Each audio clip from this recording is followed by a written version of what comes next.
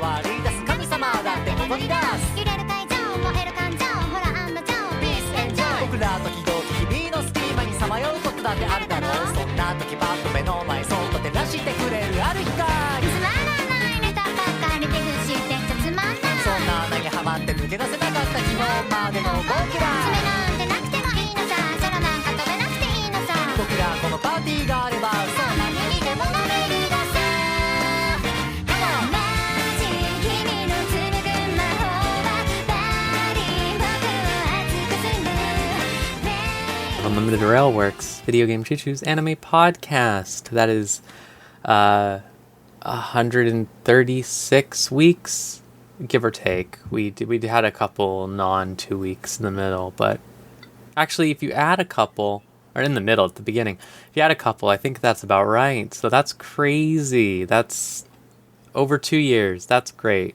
We're doing great. With me for the whole 2 years has been John. Hooray! I've been around a long time. Hello. Hey, old man. Hey, it don't was have my anything birthday, else. so yeah. It was your birthday, yeah. You are I the old am a man whole now. another year older. Mm-hmm.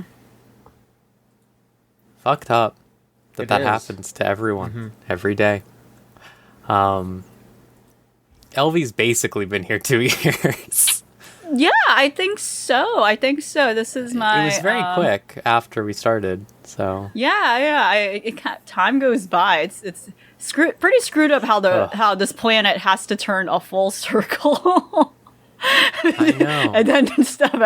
Yeah, it's kind of like I don't know the exact date. I don't remember. I feel like it was like spring, summer season at some point. For me when I got on board. Yeah, happy. I think it was the spring. Yeah. Yeah, happy unlimited Railworks anniversary. Sorry, It's I was something. trying to combine words. Realizing. It did not work. It's okay. That's sort of what we do. We combine words, and sometimes they work, and sometimes they don't work. Sometimes they don't. Sometimes they don't work. A lot of times they won't work. Maverick is also here. Has not been here for 2 years, but I wish he was, because it's been a delight. How's that? I don't know. I'm trying to think of a good transition. I'm the Aka-chan. Got a daisuki ore des. Okay, never mind. Let me ask. I know you were trying to get out of here. I want to know if every single intro I've done has just been a pile of shit, because I don't know. I think you did the normal one at least once. Maybe. I don't know. There's been ones where it's like I think your first one, you did a normal one, yeah. Yeah, the first one. No, I think And then everything broke loose. Did I even do a bit for that one? I think my bit was like, oh, I might be in the wrong podcast. I thought this was the fucking... Oh, yeah. That's right. I like variety. You animal. What are you doing? You're sick. I'm playing it fast and loose. Call this? me, what's his fucking name? What's his name? Cook Boy. Yukihiro Soma, because I'm always cooking with that spice of life. And it's unfortunate for everyone, because you always have to go buy new clothes at the Old Navy.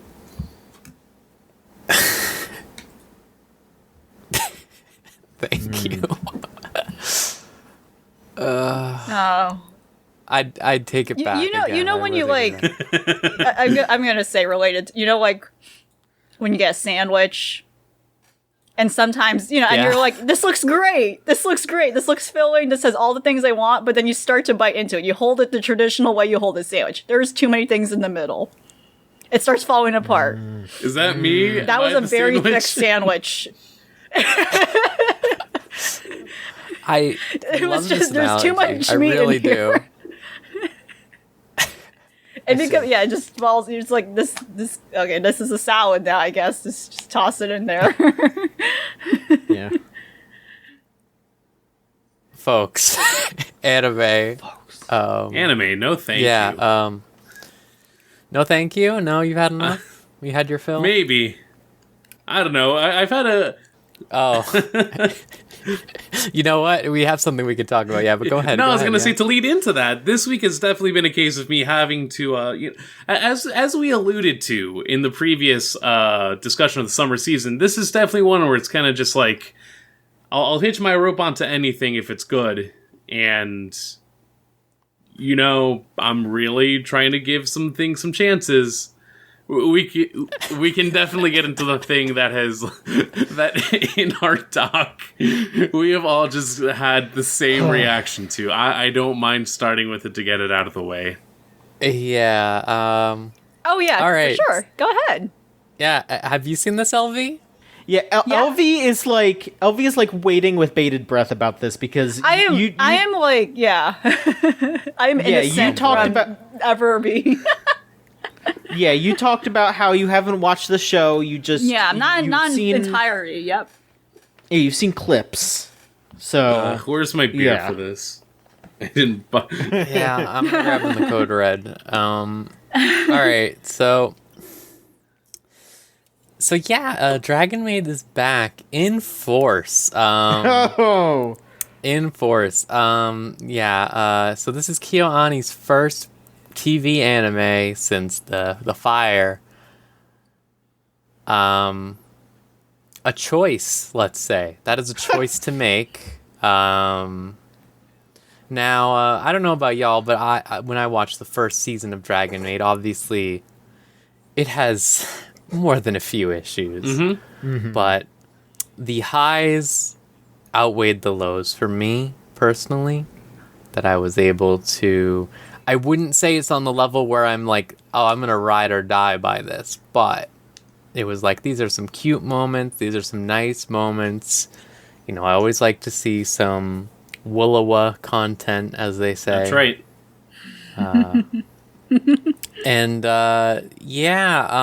this time around, they've really, how to put this?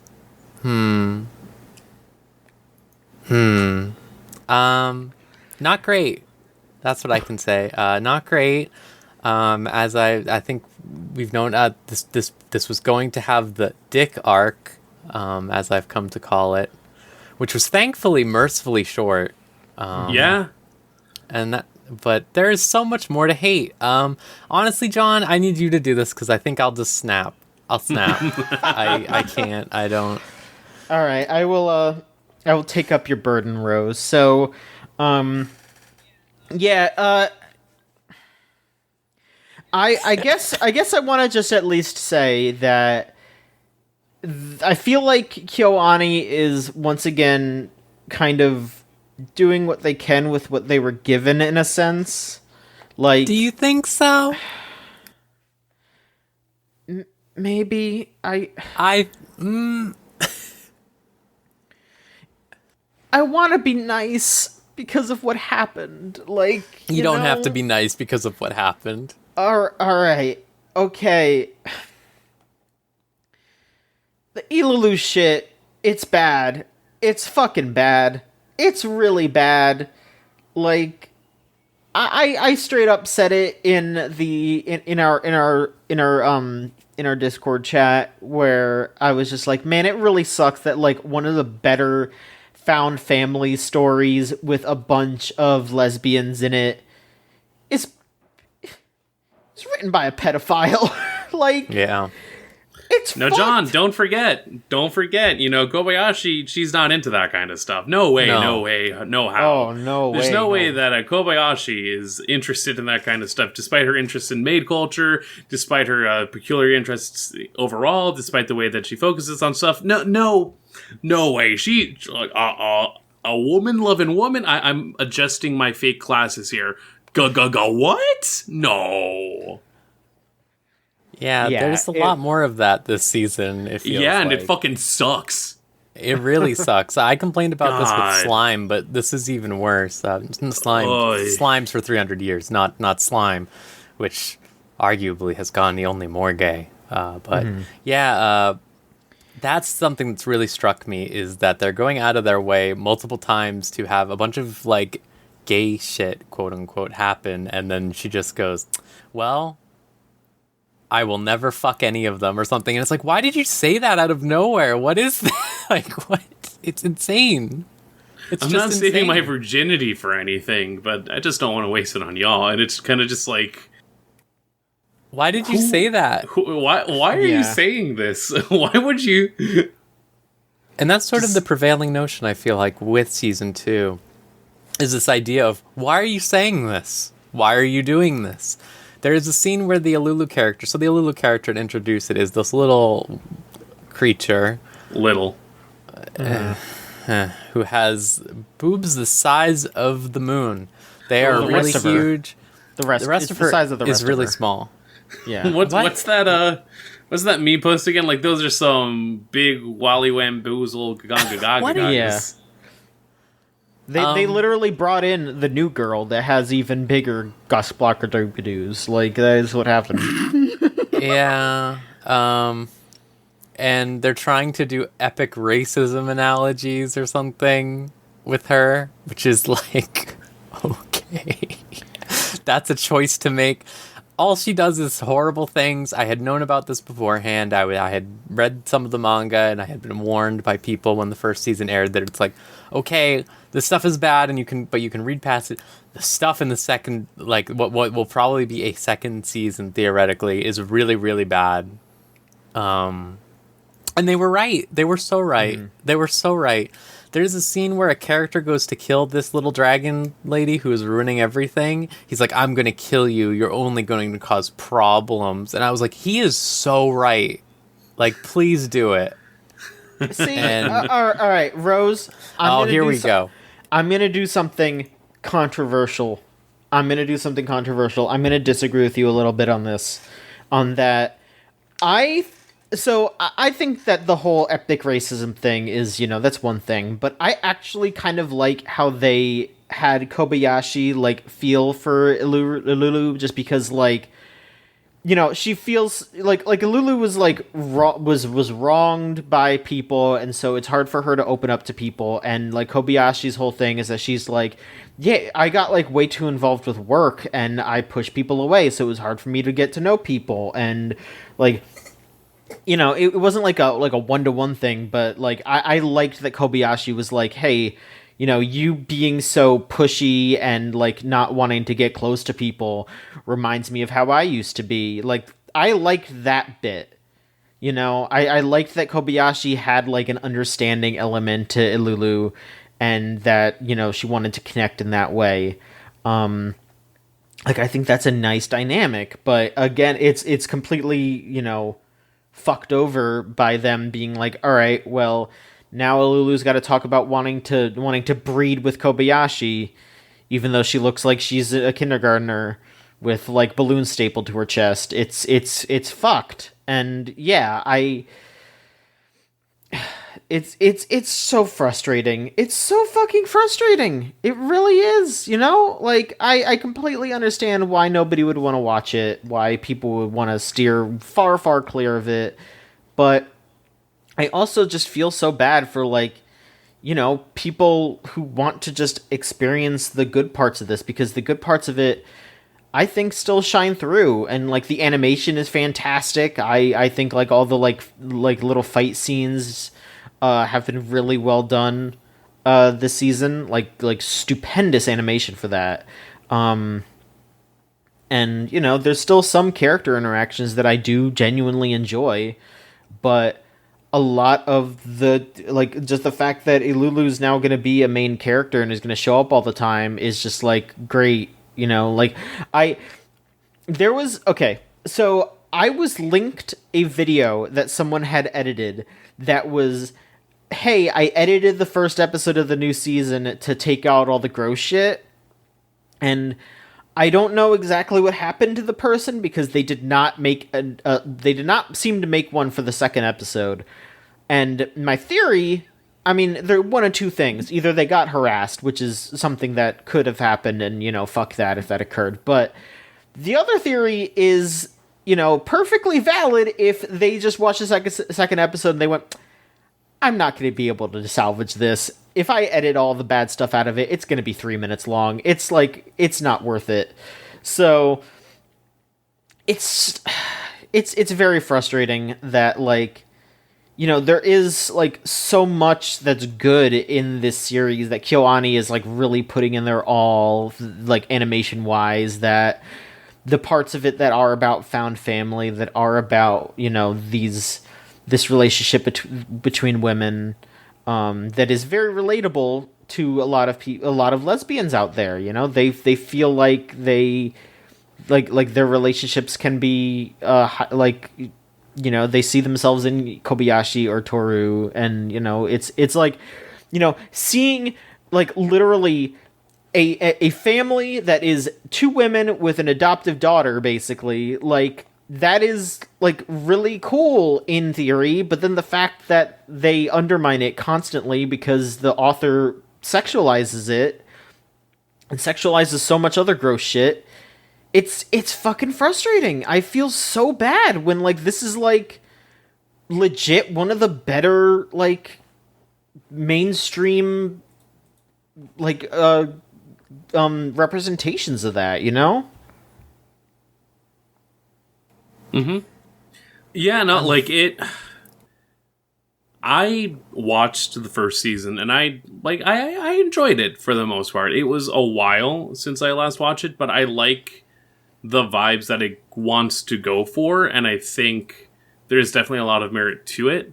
That was also at a point where it's like, I read enough Tumblr criticism where it's kind of just like, well, I can see this, but I don't know if it's overblown. Getting into the second season, I can now be just like, yeah, like, a lot of this is rough, and not even in a way where it's like you could pardon it.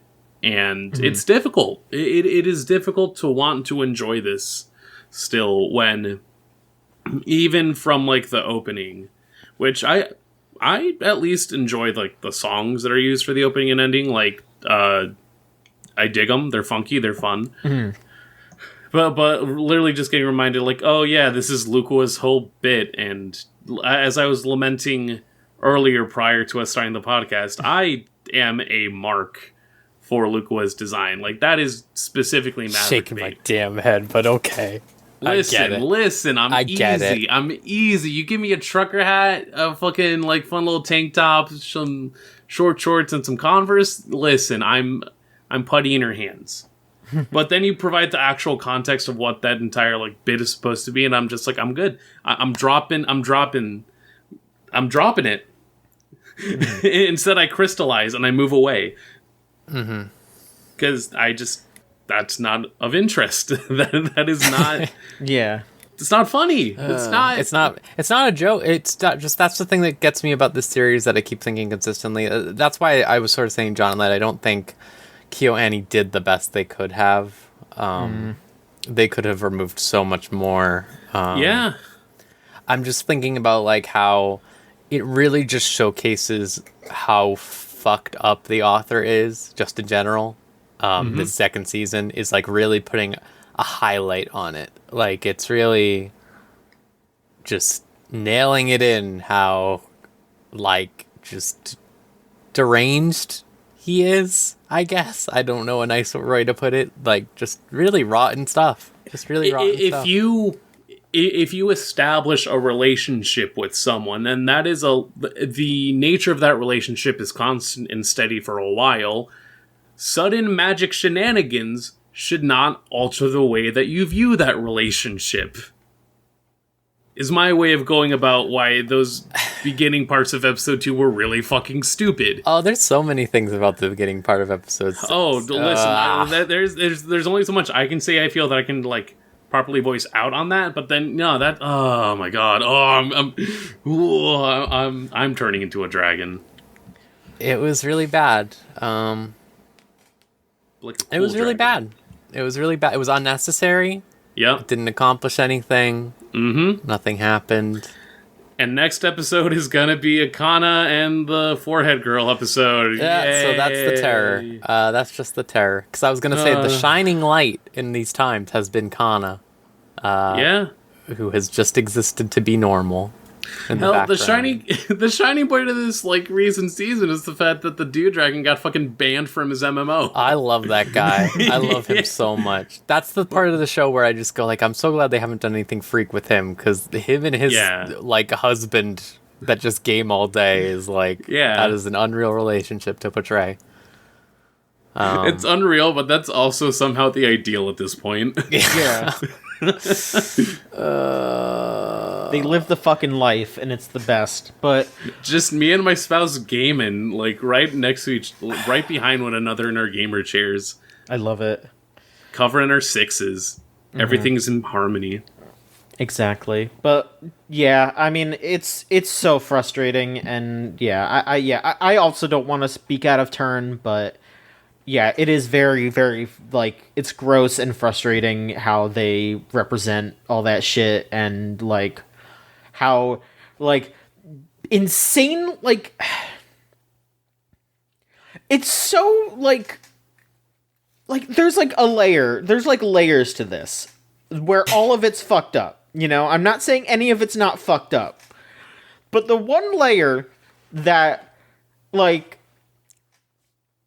I don't fucking get at all is, like, how they tried to be like, okay, we gave, they're like, okay, Kobayashi's got a dick now, so she's gonna, like, have horny thoughts about other, like, as if, like, I'm just sitting there like, this guy thinks that women don't get horny, like, this guy just doesn't believe that women have sexual desires, I guess. Because, like... Well, so the thing that was getting me about that is the entire bit in the first season was that Kobayashi's insanely, like, horny and hits on women when she's drunk. Yeah. Yes. And then they just... Yeah, they just... Whatever. No, it's just a joke. It's just, it's not real, you know? I want to punch myself when I say that. Like, it's just... It's fucking crazy to me, like, that they can't, like, they can't even get, like, their characters correct. Like, this guy is so cum-brained that he's, like, forgetting ways that he wrote his character earlier, basically, because he's just like, well, now I gotta make a bunch of dick jokes and make it all about getting horny. When it's just like, she got horny earlier, you dumbass. It just, like, her nothing about her personality or, like, brain changed.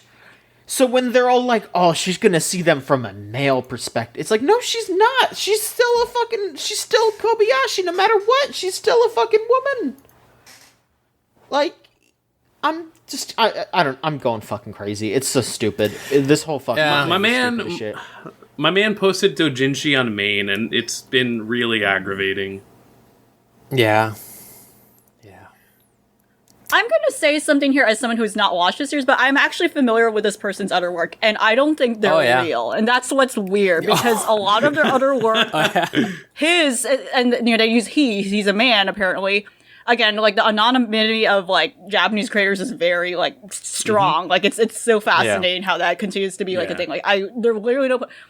Because the other work I have seen by this guy is, what was it? I Can't Understand What My Husband's Saying. That's a normal show. Like, he has work, like other two works in this anime season that are completely different from what this is, which is Peach Boy Riverside and, that battle Shodaiden, Identen Deities No Only Peace. He has worked on both of those shows, and, like, either doing art or writing, and neither of those, like, have anything sexual with them whatsoever. So I don't know what's going on here. I don't know if this is a real person. All right. I don't know. I'm having, like, weird question. Like, what is going on? But then I also see work under this alias. It's an alias. I don't know what his real name is. And, like, yeah, that's clearly fetish art. This guy is clearly just doing weird fetish stuff on, like Maverick said, doujinshi on main with Kobayashi, unfortunately. But meanwhile, all this other stuff under the same alias, like, is so different, like, from everything else. Like, I don't quite get what's going on here. Well, I think I can. Let me tell you about a little man named Kanoko Nasu and the Type Moon. Yes. That is very similar to that. I don't know. I feel like there's just this partition for a lot of creatives where they're like, well, I'm doing something normal, but also over here. Yeah, like there's no in between. It's just like unassuming. So that's why I did not, because I'm literally looking at their credits now. I'm like, yeah, I have actually seen this person's work before, and it's this. They do not do anything remotely offensive, like compared to what seems to be going on in Kobayashi. Very, very interesting. No, and yeah, I totally get how awkward it is, because this is indeed the first production, I think, by KyoAni that's new since the arson anniversary, since the arson attack, which at this point, a couple days as we are recording this, it's been 2 years. It's been the 2-year anniversary, so they actually had something special going on for it. And there's like a lot of pieces talking about, wow, Kobayashi, and, you know, like weird, like heartfelt stuff talking about this show. And I don't know if these people seen the show. Like, you know, like based on what you are all saying, I don't know if these people actually know what's the controversy around the show, like, you know, what's the concerns about the show that unfortunately seem to have actually come to fruition. You know, just like wow, they like worked so hard on this, and like they tried their best to like make sure work standards were great and respectful, and like making sure people's mental health, you know, like all these wonderful, heartwarming things. In relation to like all the bad stuff that has happened, that's very awkward. It's like awkward. Like, yeah, like I totally get John's concern about like how can I critique this show when like there's this baggage because like behind the studio who made it. Yeah, like, yeah. I'm not gonna say we can't critique it at all. It's just like I want to be. It's weird, yeah. Like I want to be at least a little understanding, just like to an extent. I don't. That's fair. I don't. They've had. No, you shouldn't. You shouldn't. But I understand why it's weird. I think they just have a problem with being true to things. Like I was just thinking about Sound Euphonium and a couple other things they've done where it's just they stayed true to the thing, only to like then, you know, later rework it later towards the end and stuff like that. And it's just like, think of how much reworking this could have just like needed. That's fair. It's so bad. That's true.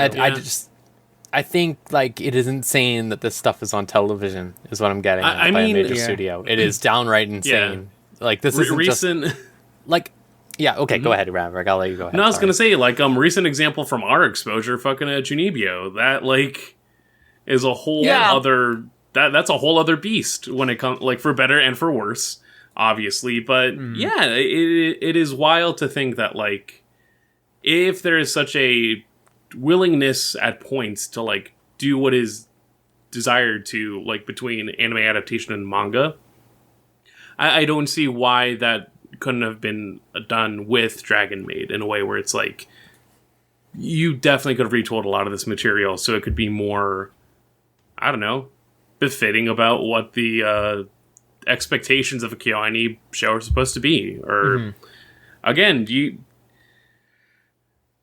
could have just made fucking Uluru? No, Ilulu. Ilulu. Yeah, Uluru is the other name for Ears Rock. No, it is Izuku, fucking big titty dragon. You could have made you could have made her just be like gobbledygook, and now you're horny, and without having to do the whole like extra part to it. Yeah, but they've already done that on the show, so we had to come up with something new. Oh, you got to come up with something new now. Oh, I'm sorry that originality has to. Oh, well, yeah, he's really focused on originality. You can tell from the Lukoa bits where it's just that she's moving. Should be me in those bits. I would prefer that over a child. Yes, I would prefer that. Yes, I could be like, hey, come on. I can fix her. Not today. I have guests over. I just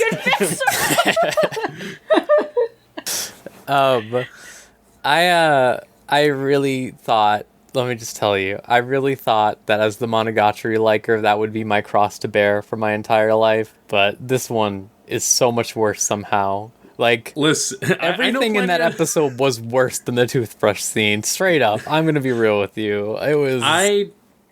I know plenty of Monogatari likers, and they are at least civil about it. No, I'm just thinking about like the runtime comparison. Like John made the joke, like it would be 3 minutes of episode or whatever if they cut out all the bad stuff. Like at least in Monogatari, it's like it would still be like 21 minutes long. Like, Yeah. it's just like No, that's the thing. You still have 1 minute bad content. bit. Like Yeah. it's so easily ignorable. This one is so hard to ignore. I think I watched it with my girlfriends that we watched season 1 with, and just man. The misery, the horrible vibes at the end of the second episode, just immediately, just everyone leaving the stream instantly, just like, I can't, Yeah. I think that's enough misery. I think that's enough Dragon Maid misery. How do we want to pivot from this? Elvie, do you have anything nice to share with the class? Do you have anything Elvie. nice that happened to you? All right. Tell us about like, Anything. Okay. Go for it. Anything. Okay, it might be still miserable, but not as bad as that, I would say. Right? Yeah, we have to work our way back. We have to crawl. Yeah, back we're up. going. We're only going. I think I'm positive. I'm gonna be out. We're only going to go up from here. I think I'm confident about that. I'm like too. my fists are clenched. I'm like shaking them. I'm like trying to do an enthusiastic pose, but no one sees it. It's fine. It's the scene from yeah. The Dark Knight Rises. We're climbing up. Yes. Okay, yeah. So I'm going to actually talk about two things at once because it's very interesting to see how Netflix is really quadruple trying to expand their anime department. And we kind of seen that stuff with like maybe I think it was like last year around like there was like a preview over like stuff coming under Slate, what have you, and some of that stuff has already come out, and then now some of that, and now other things are actually coming out soon, or we've seen trailers for them. I'm gonna talk about two titles, and I don't know, it's kind of weird because I would consider them to be international titles. I also have a very strong opinion over Netflix needing to calm the hell down with just it's slapping anime on everything, which also seems to be another problem. Because I think it's kind of ignoring. I don't know. I feel like it ignores the work. I think it ignores the work and like behind like a lot of stuff that's being put out, and not really looking at the more complex systems at play when it comes to like what an international production is. And like again, I personally have a very specific perspective over like what an anime is and what that word is. That's I think that's a discussion that I'm sure is like remains heated in like all anime debates, and people still fighting over dubs versus subs, et cetera, but that's something that might change at some point. But I don't think Netflix is using that word in a way that seems respectful to anyone involved. So yeah, these two came out like last season.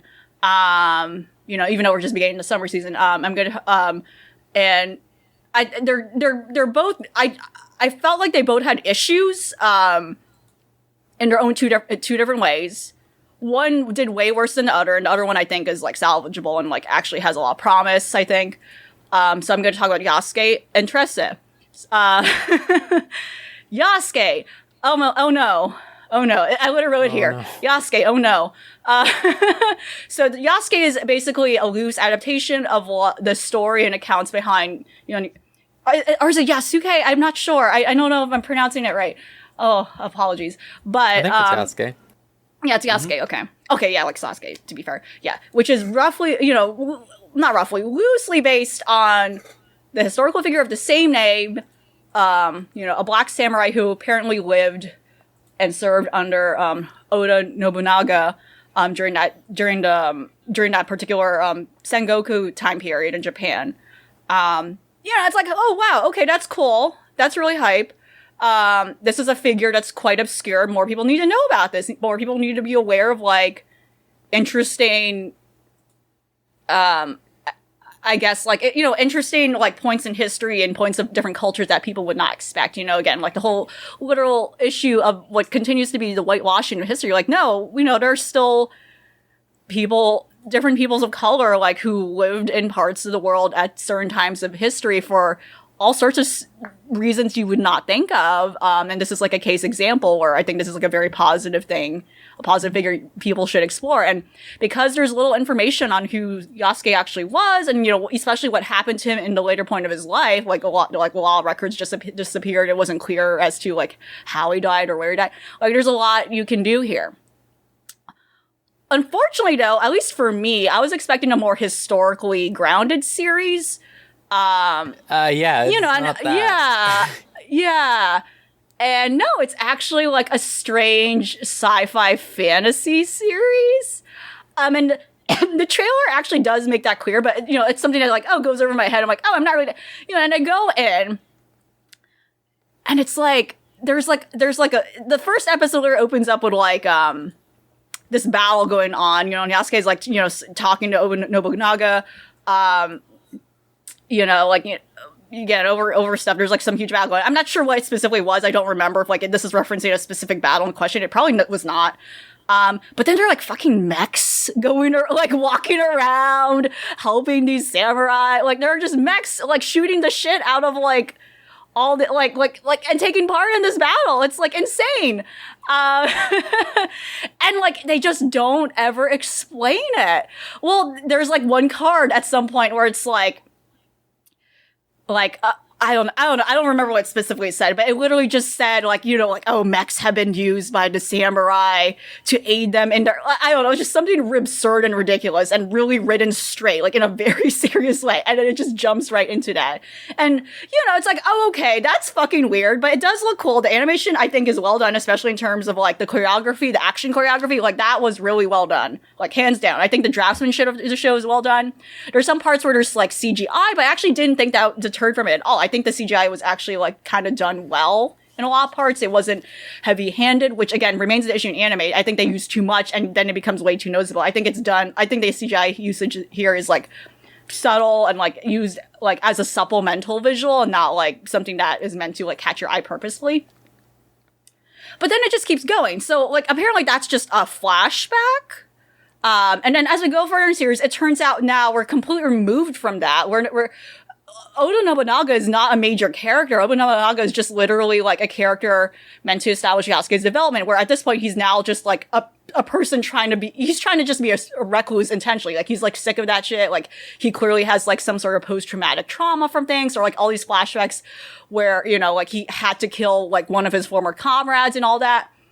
And it just goes off the rails. Like, and nothing makes sense. They don't explain things. Like, there's not only mechs walking around casually in, like, Sengoku, Japan. There's, like, magic. There's this little girl he meets, who apparently has these magical, you know, telekinesis, ESP powers. I don't know what's going on there. And he basically takes in her as, like, takes her in and, like, kind of watches over her as kind of like a paternal figure because her mom dies. And he was close to her.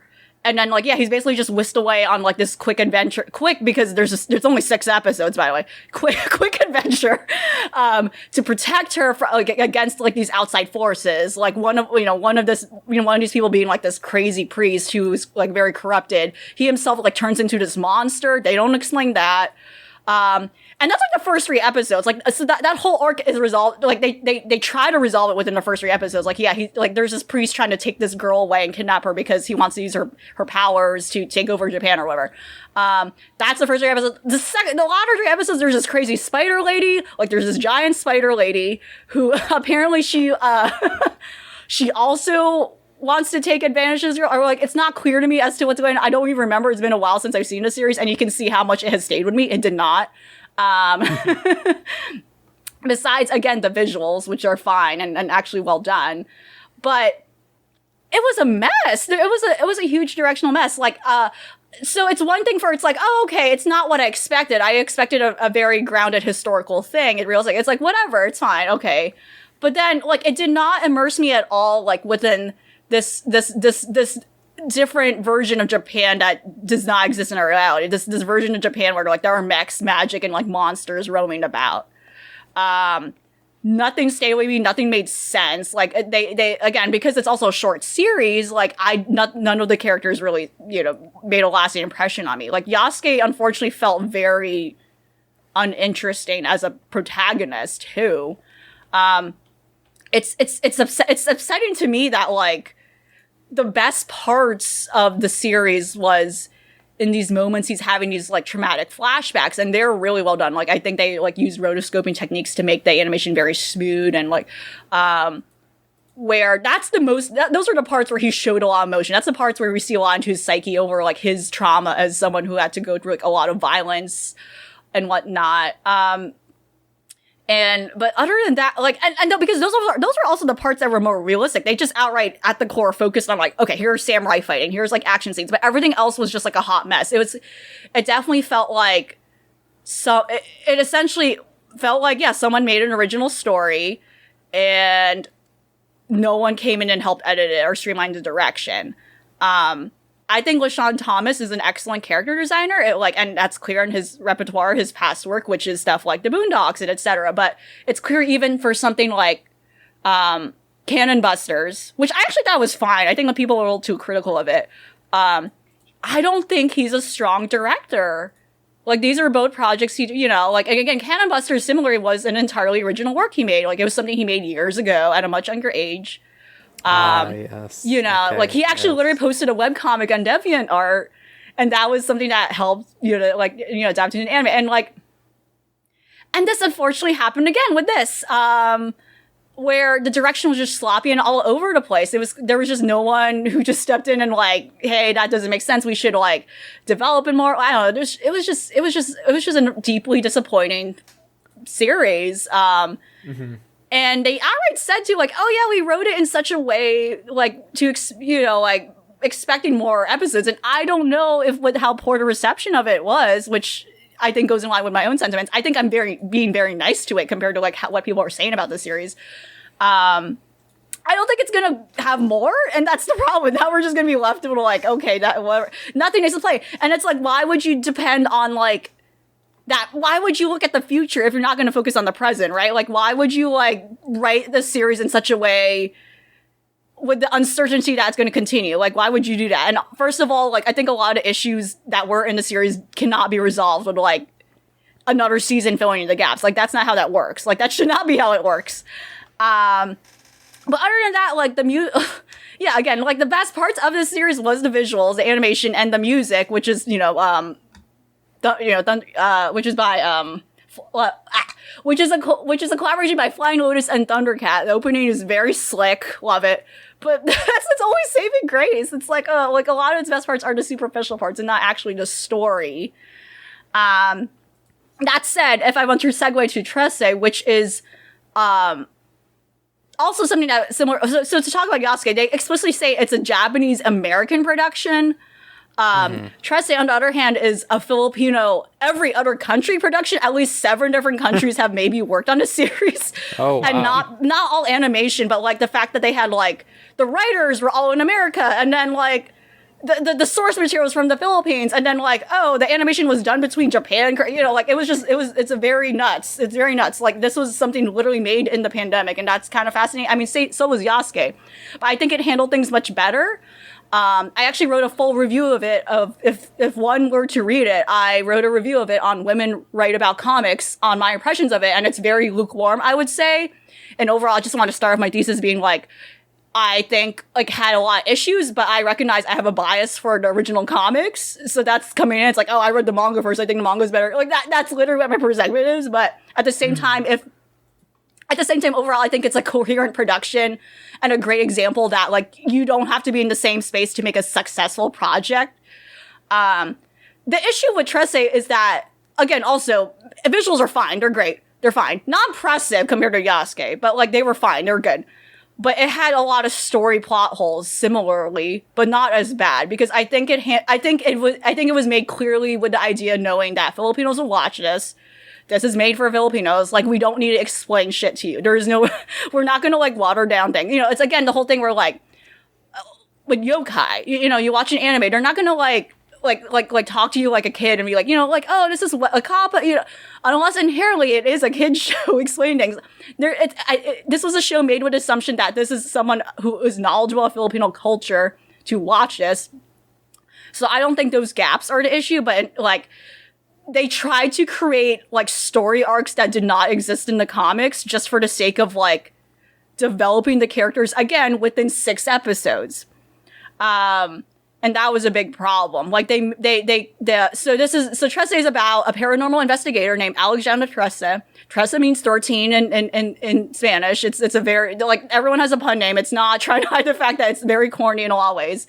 And yeah, her job is literally like stomping down like the underground crime, because a lot of these supernatural beings just live in the Philippines.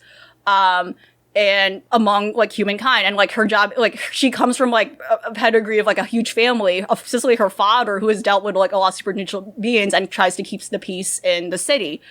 And it's made very clear that it's inspired by like specifically hardboiled drama.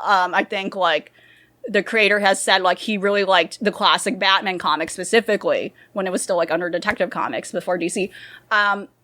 It's inherently the same thing, but when it evolved into DC, before it evolved into DC. But like, it's a series it's pretty much an anthology, but then the animation tried to make it like something that has like a longer arc. And I feel like when they made the animation, they didn't trust the viewers to be like, oh, okay, I can just go in and out between each case per episode, whatever. Nothing has to be attached to each other. But they really tried so hard to be like, oh yeah, this case connects with that and this case connects with that. Like they pulled a whole like, by the way, there's this villain that like is behind all of them, which does not happen at all in the comics. Like, I don't know, they really tried to over dramatize like something that didn't need to. And I think that also kind of completely changes, I think, the backstory too of some of the characters. Well, not completely, but in a short documentary, like one of the creators said like, oh, okay, there were some interesting things they did that he would consider maybe going forward with further issues, but there were definitely some strange decisions they made that I think, again, similar issue to Yasuke, where I could not register and immerse myself in like to better like familiarize myself with some characters for me to care about them, especially the villains. It's like, okay, I only see one part of them to like, them fighting the main character and what have you, but then they don't do anything else for me to care about, like whether or not they succeed in their evil plan or like whether or not they end up being defeated. It's like, oh, okay, she beat the bad guy, but then what does that mean? Like, okay, should I care about it? Like, I don't even know what this guy was going to do. Like, it wasn't clear. And I think it cuts a lot of subtext too that was necessary to know, I think, some complexities regarding certain characters' motivations. For instance, like, it's interesting how they outright had like, they like, what I think they did really well was like this comic was like, these comics were made years ago. This was made in like the 2000s. One thing they did, I think, was really nice was like they adapted one case to specifically talk about police brutality. Like they outright like made it like, hey, this is like an issue we need to talk about. Whereas that case in particular wasn't really commenting on that, but they did that because, yeah, that's a relevant topic that needs to be discussed today. But meanwhile, they cut out some other things that were like political in nature, but necessary to know what's going on. Like some, like certain political things that were going on specific to the Philippines that, I'm sure they probably thought would make sense to cut out because it's like, oh, okay, we're airing this for international audience. But then the impact of like cutting that stuff out is lost, right? But overall, in comparison to Yasuke, they did a much better job.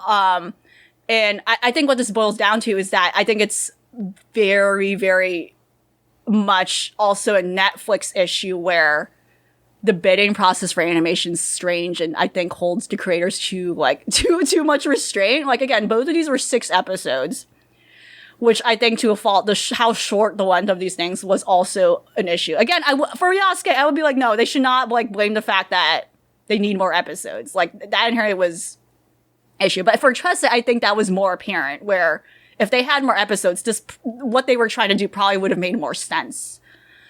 Yeah, that's really my takes on both of them. Yeah.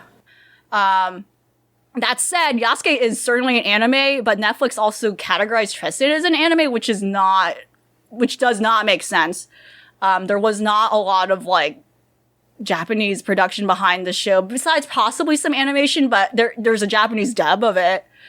But it's a little weird to me that as of late, like Netflix is just blasting anime on slapping anime on everything. And I feel like it really is to get attention on it, unfortunately.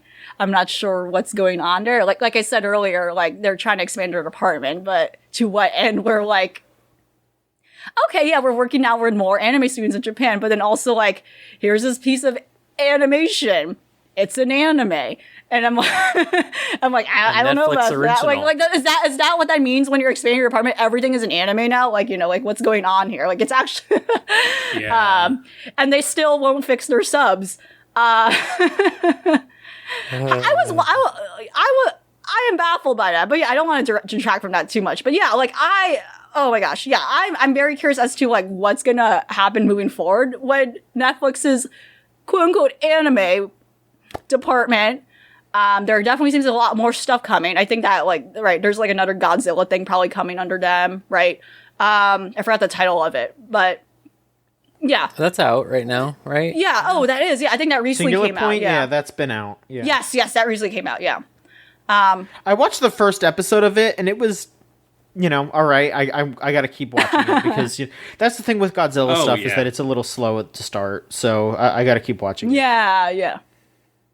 But yeah, it definitely raises a lot of questions over like how involved Netflix is with these things. Like, are they involved in the creative like is it just the production process entirely? Are they just funding? Yeah, they're just throwing money around. Netflix doesn't give a shit. They're just throwing money around, and I think that's another problem. They don't have the money is the thing that's incredible. That's another issue. Just like everything, they're just always just in the red, always. Yeah. Just forever, and it's like, what's going on? Where are you getting this money? Yeah, what is going on? Right.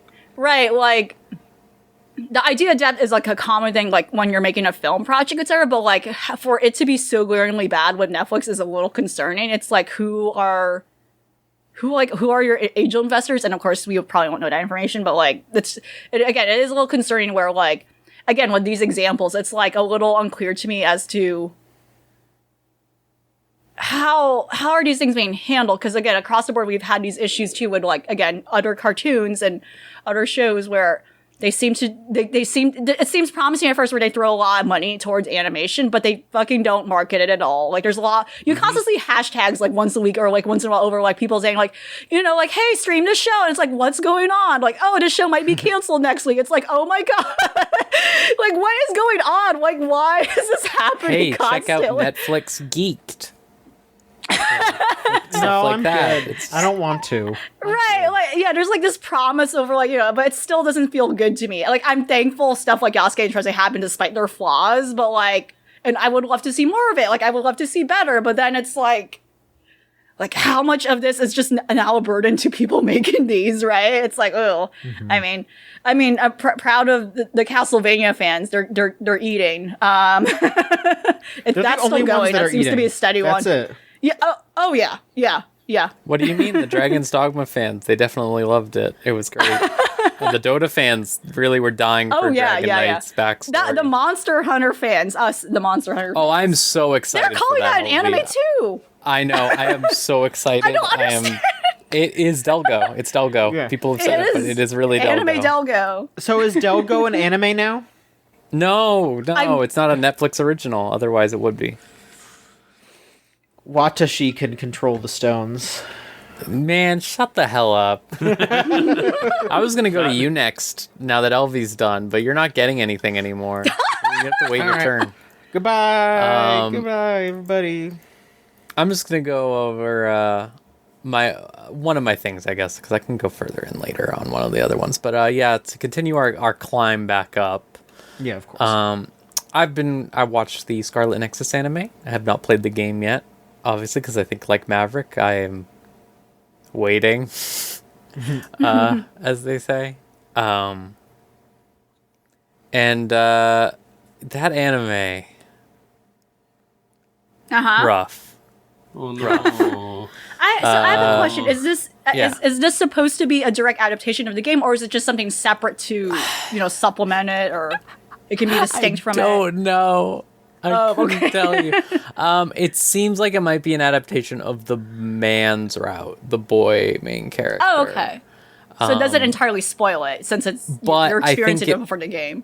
Okay. Yeah, I think it is including elements of the woman's arc. It's unclear because from what I understand of Scarlet Nexus, both paths crisscross at times, but they are pretty Right. separate with different characters. In this show, they're pretty much all just hanging out. So, but it is very. We made a tie-in anime for our game that's out this season. Very Tales of Zestiria X, if you will, if you know about that one. That was the Tales anime. It's just very stiff animation, very procedural, very just direct one-to-one. It's totally serviceable. It's totally fine. But you look at like the style of that game, you look at like the aesthetic that it's going for, and it is not shining through at all. Like it is like a dull Psycho-Pass almost. And it just, I think if anything, one of the main things is it's just so washed out compared to the game, which is so heavily saturated. If you look at like what that game looks like, it's a lot of dark colors, a lot of like really like grimy blend into the environment, cyberpunk style stuff.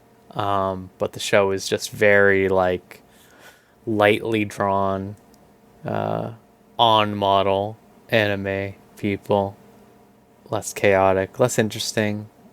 I'm not necessarily going to recommend it. I'd probably just say just play the game. But yeah. How's the OP on this one? What's the OP like? That one's okay. I think it's done by Okay. the same people. I Okay. like the game opening better. But I will Yeah. say this one's still good. It still has some really good English phrases. I'll link you after. It's Good. It's still pretty decent. I would say the opening is where almost all the style is, honestly. Yeah. It's very yeah. It's very I don't know if That's it's the fair. same people that did the Tales of Hysteria anime, but it really looks like it, is what I'll say. And that was not a very good anime. Ooh. To give you an idea, as you've been playing Berseria recently, Tales Yeah, I of have. Berseria, that came out while they were still when they were in season 2 of the Hysteria anime, and they made the only tie-in that they did to reference anything is in one episode, Sore falls asleep and he has a dream that Velvet's there, and Velvet goes, "It's pretty tough being a hero, kid, huh?" And it's just like, what the fuck is this? It's really insane. God. But yeah, Scarlet Nexus is fine. It's fine. It's not great. It's not amazing. It's just fine. Tune in for the video game version of us talking about Scarlet Nexus at some point. At some point, yeah, at some point we'll do it, just like our Trails cast. Listen, I'm down. Let's fucking go. We will. We just need the game to go down to $20 or something. Yeah, listen, when next our paths align, I'm one session away from finishing Berseria, so we can do that anime game hybrid spoiler cast for something. We do the Namco cast. Yeah. Oh, can I come on to talk about Galaga? Fuck you. No. Get the fuck out of here. Yeah. That was really synced. Listen, ever since I met Rose, every now and again, there are just moments of same brain.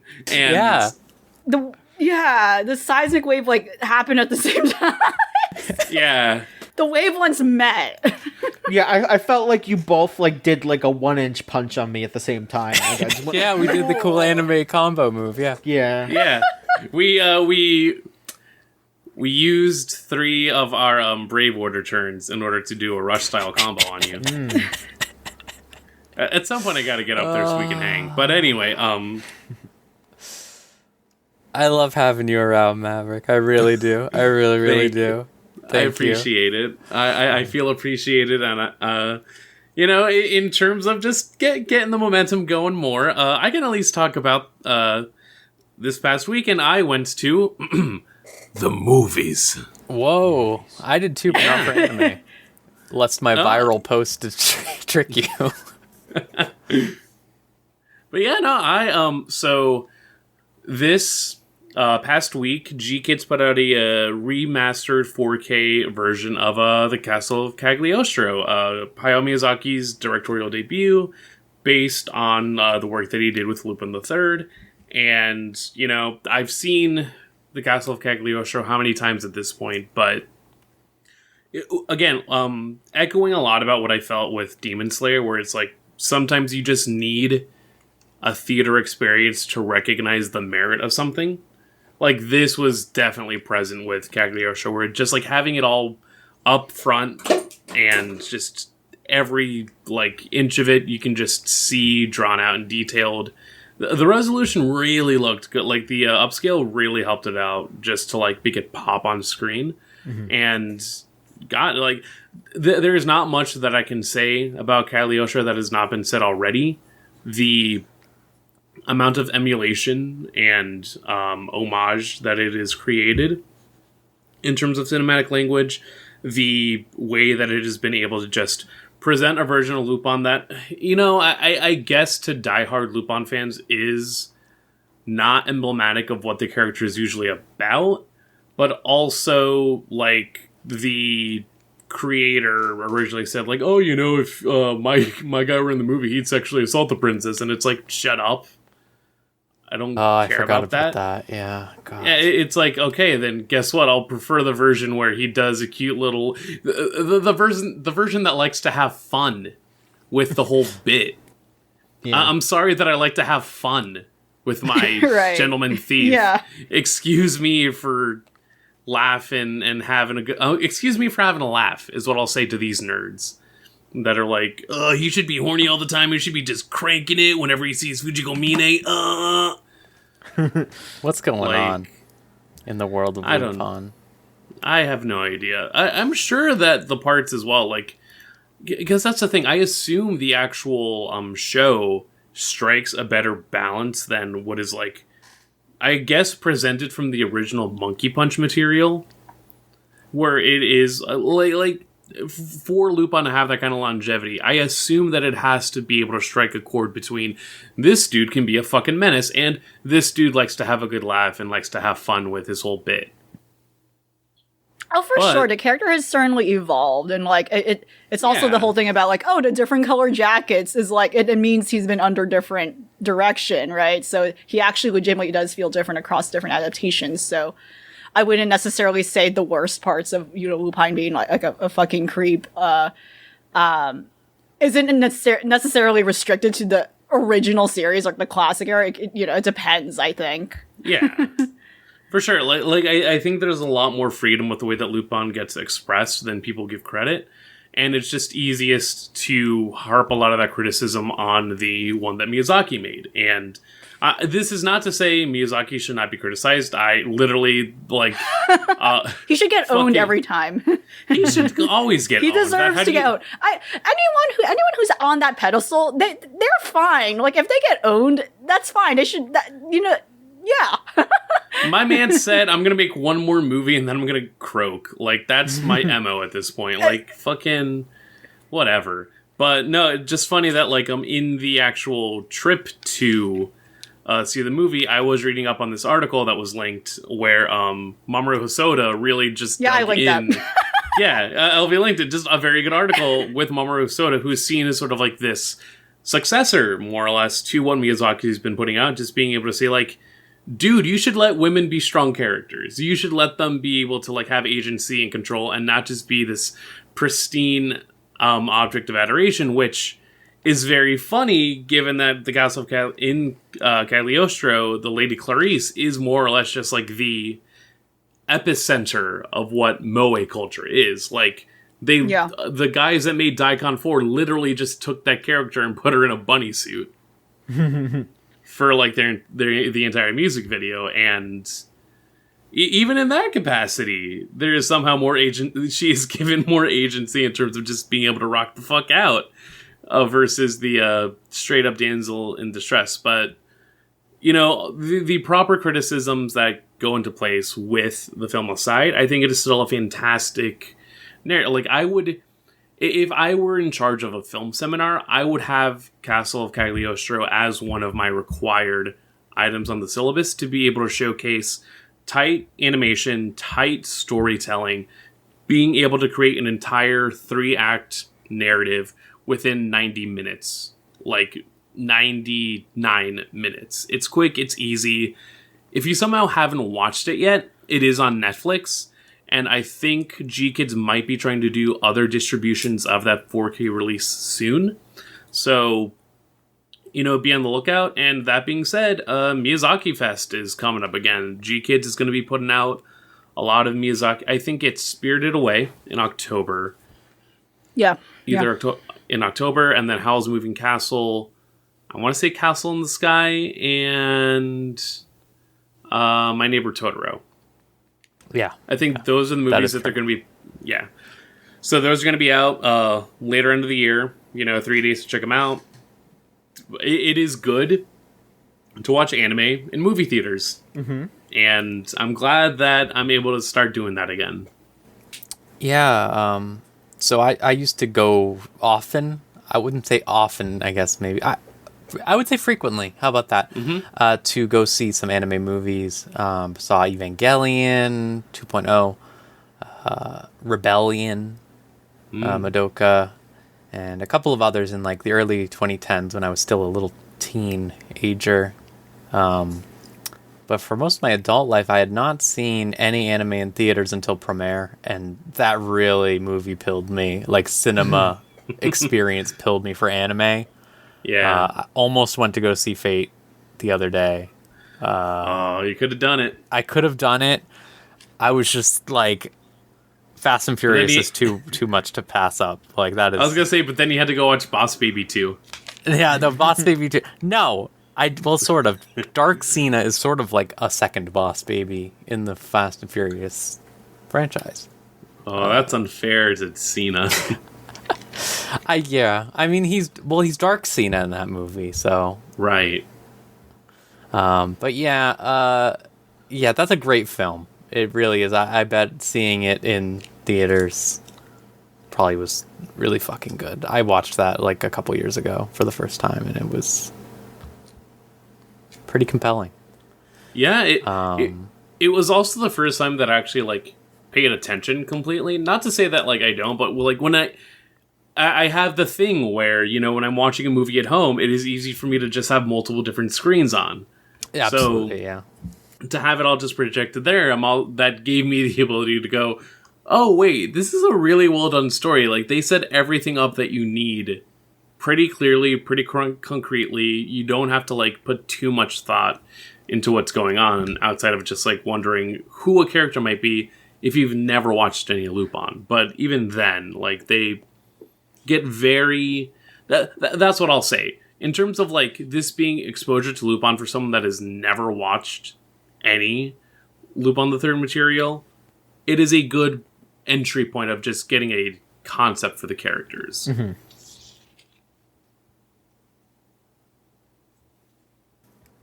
All right, John, your punishment is ended. Do you want to talk about a movie you saw? Yeah, sure. I absolutely would love to. So I watched the first Princess Principal movie, Crown Handler Part 1. Ooh. It was... So, I'll be honest, it wasn't necessarily anything crazy in that I would say that this is basically them just doing season 2, but... like mashed up together, it seems. It was a pretty self-contained story. There's gonna be implications throughout. It's gonna loop through the rest of the movies, I guess. But I mean, that's what happened in the first season. It was like a self-contained story that had implications throughout. It was very solid though. It was about how there's a double agent in the works, and it turns out, well, actually, I don't know. I guess I shouldn't spoil who it is. Yeah, don't spoil the film. Yeah, but it's just about them. They're being a double agent, and they have to kind of work with him, while also trying to undermine him. So it's just good old spy shit. It is exactly what you want from Princess Principal. It's all that good spy content. There's I think like 2 really good action scenes, one at the start and one near the end. It's precise, like it is just what you want. You know, it's not anything like overly incredible or anything. You know, it's not like they really went out of their way to like have super high end. You know, this is just season 2. This is just season 2 of that show. Like that's all it really is. It looks exactly like the show. But it is in hour-long chunks instead of in half-hour chunks. It's very, very good, though. I would highly recommend it if you enjoy Princess Principles. So yeah, Elvie, definitely check it out. I need to get on it, yeah. Yeah, Sentai is licensing all of it, though. They are also going to dub it. I don't know how they're going to release it, though. I mean, I watched it, so there's ways if you want to look it out, look for it. But yeah, just so solid. I what I do hope though is that I hope that that maybe for the other films they do take some time to like highlight the other girls too. I would very much like to just, you know, have another round of like movies about each of the girls, you know, because they you know, each Sure. of them had like an episode or 2 to themselves during the first season, so I would like for them to go through that as well, and then like have the last movie be a big old grand finale for the princess and the principals, because that's what they're called. No, I'm just kidding. No, very solid, great, like just like right back into it, right back in the fray. I loved it. I love to see them again. Well, good. I will look forward to seeing that at some point. I think I might save it for, I don't know, something. That's what I usually do with movies. I recently I've been very of the idea that like you need to save anime movies. If you're ever watching it and someone tells you, watch this, you got to watch the anime movie after episode 8, you know, sometimes there's stuff like that, right? Or like episode 43, you gotta watch this movie for like some stuff. I don't believe in that shit no more. I don't believe in it. I think you gotta save that for after it's been a while since you finished the series and you need to pick me up. That's what you do with anime movies. But yeah, cool. Last week, or well, not last week, but like 2 weeks ago, you also read all of Chainsaw Man.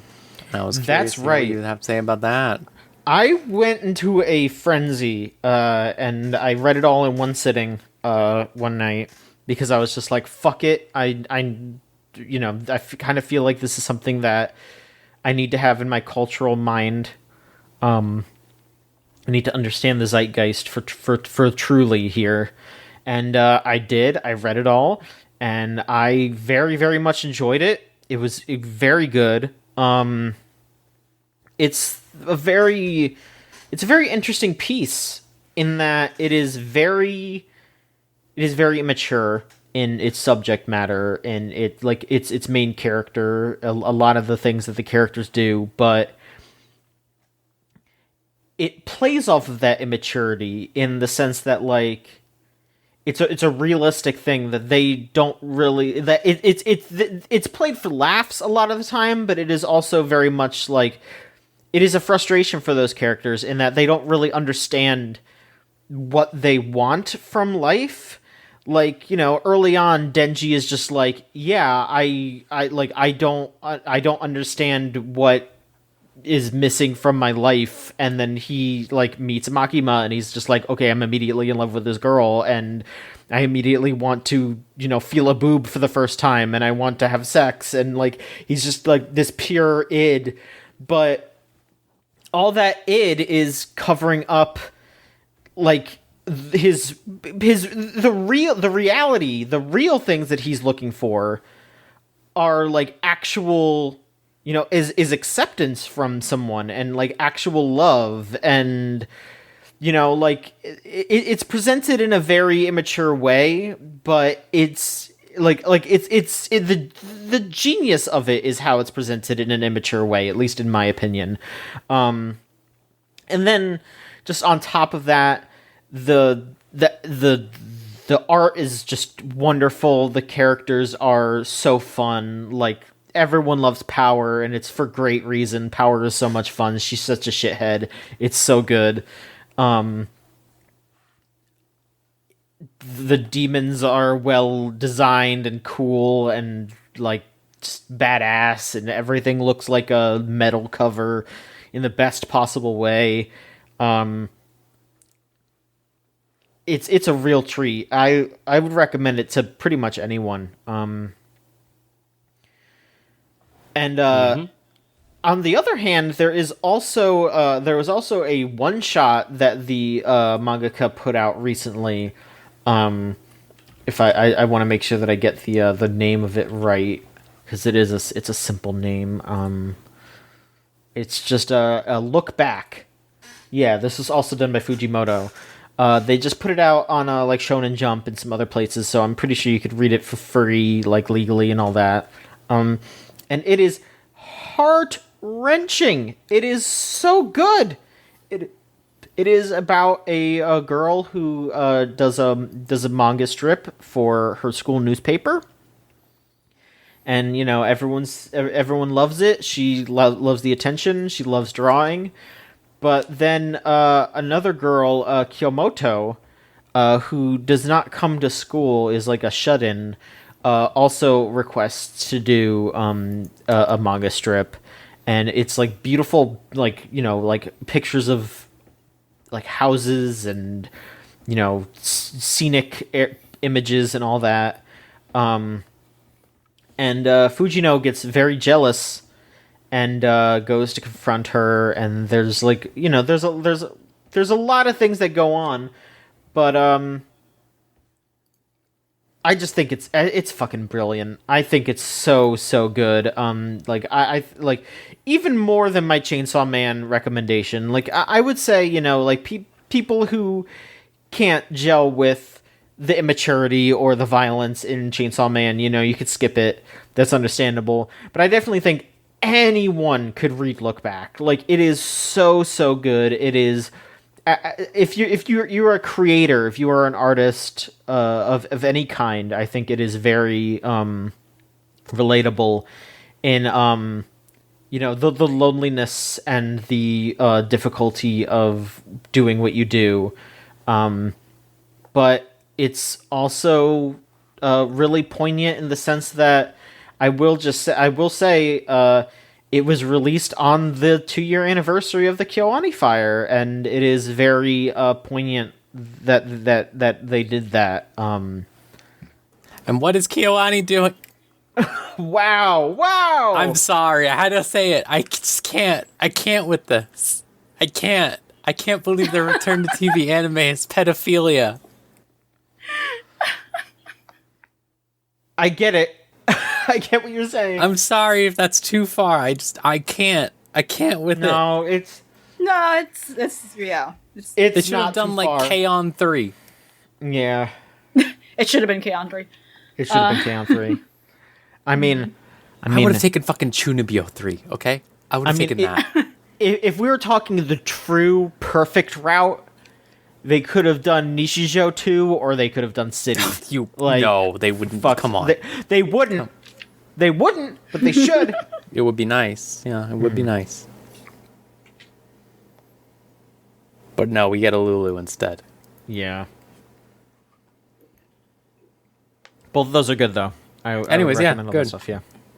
Yeah, I know I've been a little tepid about Chainsaw Man, but Understandable. I do like it. Oh, it's fine. I do like it. I do like Makima quite a bit.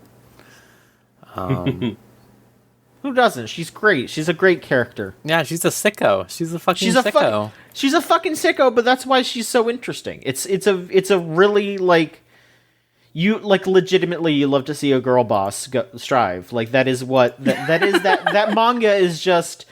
This is what happens when a girl boss goes for it, and it's great. It is. That's true. That is what it is. Mm-hmm.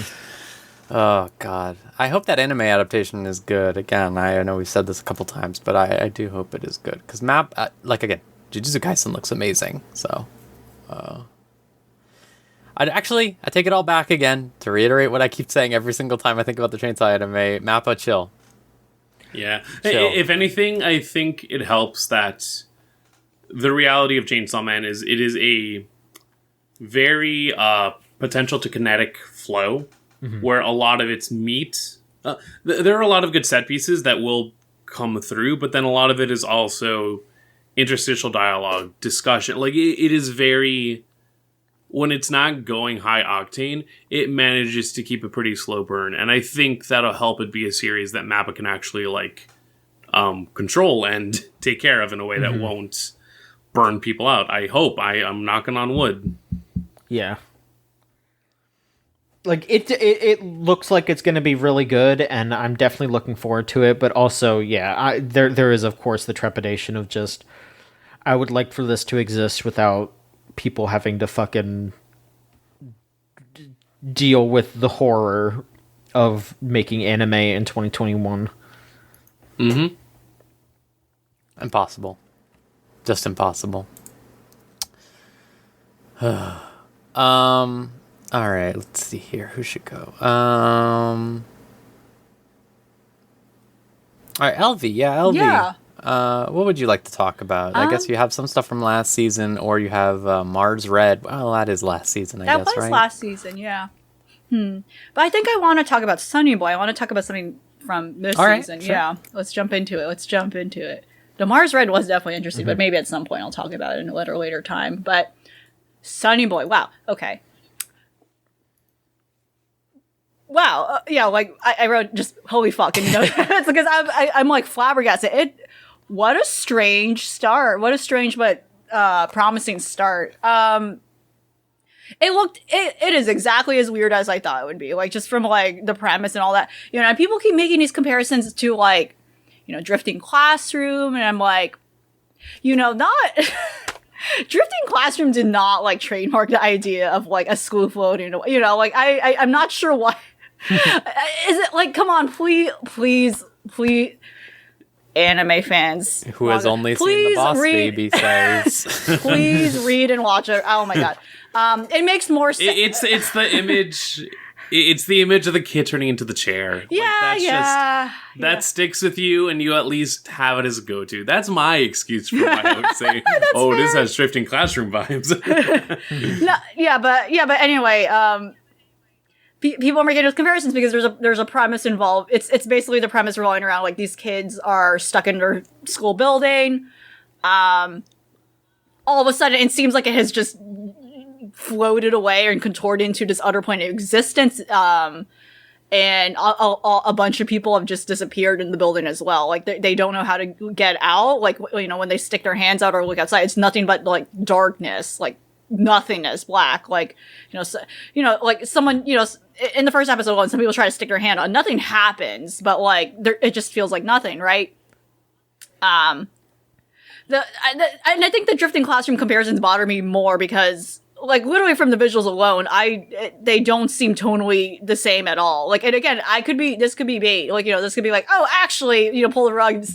But Drifting Classroom explicitly is like a disturbing horror story. It's like violent, it's graphic. It is known specifically for that author, that mangaka's like artwork is known for that stuff. Like, this looks nothing like that. But, to jump into what happens first, you know, before I talk about the visuals, which again, like, this is a visual thing for me. Like, a lot of the visuals are very strong in like some of the stuff I'm talking about today. It's inherently a talking show. I think this might be a talking show. I think this is going to be a dialogue heavy show where a lot of it's going to be more like just, you know, waxing philosophical over any actual like crazy shit happening. I mean, crazy shit is happening, but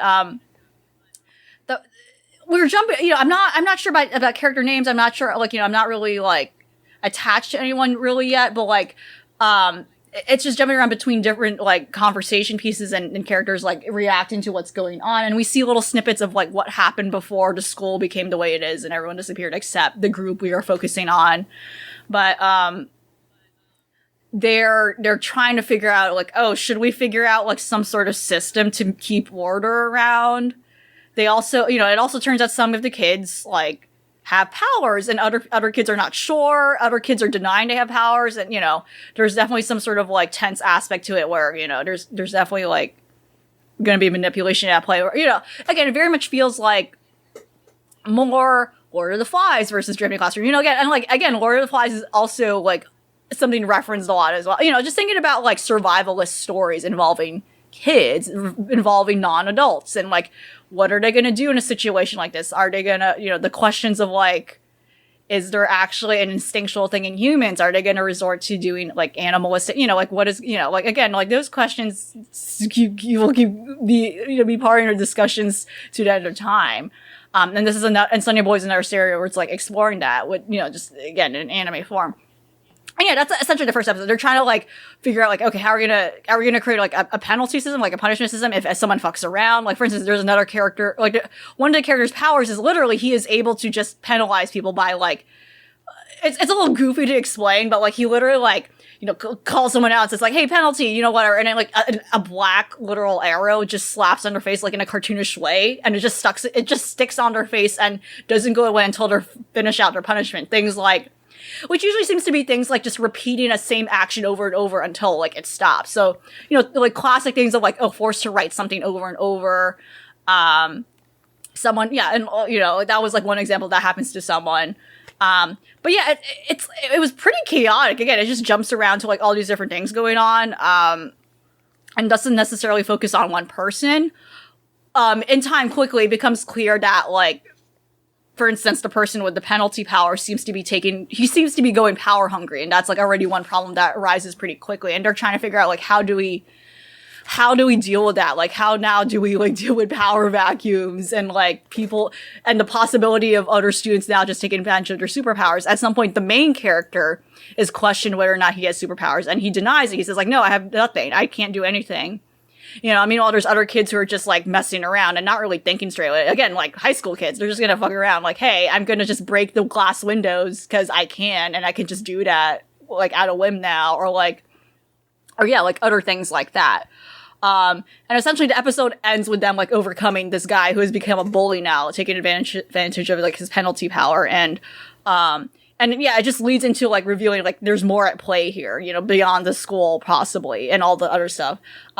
It's less confusing, but it's less confusing as opposed to it's definitely making me ask a lot of questions, and I think that's a good thing. It's less about like, oh, there's like plot issues here compared to like some of the other stuff I mentioned earlier, but more like it's presented me all these questions that I want answers to, and that I think is very intriguing. Like, it's just very intriguing so far, and I think especially what lets me stay with this as opposed to being like, that made my brain hurt. I don't know what happened here. But it's visuals. It has very striking visuals. It has this very cool flat style with very vibrant colors that is purposely, I think, referencing pop art, because I think the designs are based on Hisashi Iguchi's work, who you know, if you may not recognize his name, but that his character designs, especially like his pinup women illustrations, inspired things like the work of Satoshi Kon and like Yuasa's earlier work, especially with stuff like Perfect Blue. Like, he has a very distinct art style where his line work is very clean, but the colors are really flat. Like, he doesn't really shade. And his work is very inspired by pop art. Like, I think a lot about, like, specifically, Edward Hopper. Like, a lot of contemporary American artists, were, you know, like, again, like artists like, I think he's American. Yeah, like American, Edward Hopper, who, again, like, was a realist and, you know, famous for, the Nighthawks painting, where it's, like, these people sitting in, like, this diner, and, like, the street is very empty, and, you know, like, a lot of these paintings that have this very flat, bright colors, but they feel very lonely, which is what I think this anime is trying to achieve. And, you know, again, it's very hard to describe visuals like this, especially if you're also not familiar with these artists. But yeah, Edward Hopper, David Hockney's earlier work, like, he's kind of going nuts now because he's an old man and he just doesn't give a fuck anymore. But like David Hockney's earlier work, again, like they all use like flat colors and bright colors that don't seem realistic at all. If not, they seem intentionally toxic. And they do all these scenes and still lifes where it just feels very lonely. And that's what I get from the show, like the background art specifically, and combined with the flat characters, like, it does a really great effect that kind of makes you feel nauseous. well, not to say I didn't feel that way, but it definitely feels wrong. But at the same time, my eyes are being pulled into it. And I really don't know if they really thought that through. And I don't know, but that's just something that rung in my head as an art history freak, where I was like, oh, okay. I immediately, immediately after I see the background, it's like, wow, it looks like a David Hogg to me. I don't know.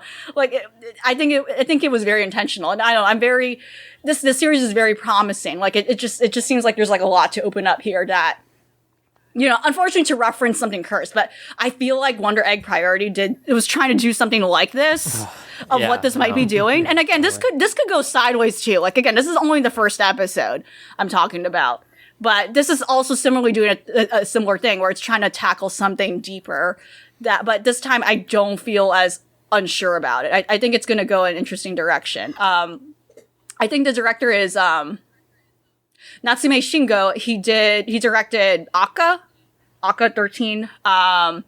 But he's mostly been an animator for things like, again, Yuasa's work. So it seems like, there's like there's a lot of trust in this, I think. Like, at least especially in the visual department. Like, there's definitely like, I really like those connections over like, okay, here are some established names that this person has worked with or like has familiarity with. So I don't know. But yeah, this seems like more like a philosophical show. I think like for anyone who likes avant-garde anime, again, like stuff like Shaft's work, for instance, this might be something for you. And just to reiterate, I don't think it's going to go the direction people like to compare it to Drifting Classroom, for instance, If you really want Drifting Classroom, like Higurashi's like sequel is going on right now. Like that's what you can do. It's still going, yeah. It's still going. I don't know if this will be the closure for this arc, but yeah. Really caught my eye. What's even more intriguing about it is to emphasize the loneliness as well, is there was no music in this episode whatsoever until the end credits. There was no opening either. It was very eerie. It just sort of jumps in Meteor Res too. It just jumps into like the kids talking about like stuff and like all these issues. And it doesn't really show the build up to what happened until later on in a small flashback. It's a very quiet show where it's just all dialogue. Again, I don't know if that will change. I don't know if there will be a theme song, but the themes are really apparent up front. It's like, oh, okay, I know what this is trying to do. I kind of like it. I want to know more. And yeah, like again, this is this is an original anime that has potential, and I hope it stays on a steady path, as weird as it will get. Yeah. Cool. Yeah, cool.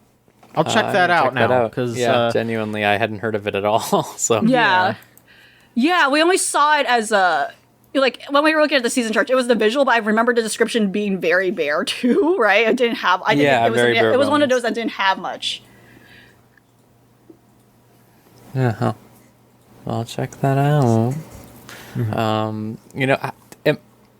Am I the only one watching Iruma this season? I mean, I need to catch up. You do need to catch up. I do need to catch up. I'm big behind on Iruma. Oh man, it's John, one you of haven't those. even started, right? I still need to catch up from season 1. So He didn't finish the finale, Yeah. so we were like still careful about finish spoilers. Right, I remember we Yep. talked around. Oh my god. Yeah, you're fine. Y'all can spoil whatever the hell. It's been long enough. It's my own damn fault. Y'all can talk about whatever I'm you want just to talk about. It's surprised. fine. No. There's a lot of stuff also spilling in from last season that where it's like I haven't resumed it, like Tokyo Revengers, for instance. It's like entering, like I haven't touched it Yeah. because I'm just trusting it's still there. It's like, oh, this is it. But for some reason, stuff that Yeah. finished, I'm like, I need to finish this. But stuff that's ongoing, I'm like, nah, I don't know, just something about that for some can reason. come back. stick a lot- Yeah. yeah. Well, I've been keeping up with Iruma. Yeah? How you feeling The last about two it? episodes have been really good. So the last episode, 2 episodes ago, was they're on summer vacation, or heading into summer vacations right after midterms, and the opera, the little butler, tells the grandfather that he has to torture Caligo, Iruma's teacher, the grumpy guy, by forcing him to go visit every student's home. And it's not like a majorly compelling episode or anything. It's very fillery, but it's extremely just watching this man suffer while also being like, like being forced to be like, okay, I actually care about everyone, that's what I like to see. I love to see grumpy men suffer and admit that they love people. When he goes to Clara's house, there is something specifically deranged though, which is Clara has a normal brother who is normal. Yeah, because while all the rest are doing their nightmare singing and everything. Yeah. And Caligo is like, what the fuck is wrong with him? And she just goes, one of those just gets born every once in a while. I don't know. You're right. He was an unknown character, like Austin. Right then, we showed him as a silhouette. Yeah. Yeah, like when they were I remember I forgot what episode or what the comics was, but she was talking about her family, or the narrator was talking about her family. And they would show the family portraits all, but the brother was in a silhouette, and the father is just unknown. The father is completely unknown in terms of is he even a demon? Is he something else, or is he dead? Unclear. Father completely unclear. But the brother was explicitly a silhouette, just not loaded in. Oh my gosh, the brother's revealed. I guess that's yeah, and he's fucked up. He's fucked up because he's normal. Because he's normal. He's normal. Yeah, he's normal. He's completely normal while they're all doing their singing and everything and dancing around.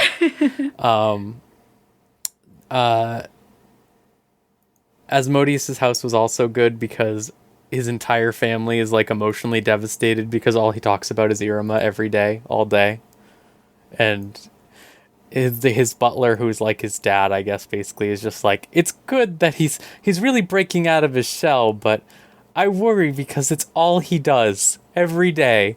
Every day he just comes home and he goes, Iruma did the most amazing thing today. You won't believe it. And then talks about it for 3 hours. And I'm really worried about him. And he's just he's there and he's just I don't think there's anything wrong with that. It's normal. And the teacher's unfortunately, I agree. It's normal. Everyone's what the fuck?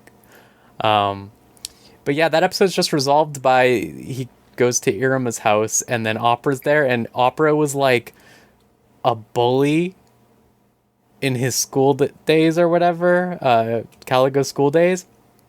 And Opera wore a sailor girl shirt with just slacks and a boy's jacket, and I thought that ruled, since that's a character they only use with they pronouns, which I think is pretty good.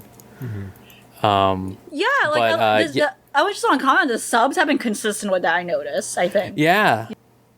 But it's revealed that Opera just wants to torture Caligo for the rest of his life and just make him cry, I guess, which is really deranged, but whatever. That was just a really weird episode. It was cute, though. It was nice. Then it went to the real insane episode, okay? Which is Iruma goes to Disney World in hell, right? In the demon world, which is called Wally World or something. I can't remember. But he goes there, and he's just having a normal, vacation episode, little bits. He's going around the amusement park. He's so stoked because he's never been to one. Everyone's damn, well, this is great. We're just going to spend a nice time with him. And then 3/4 of the way of the episode, all of a sudden,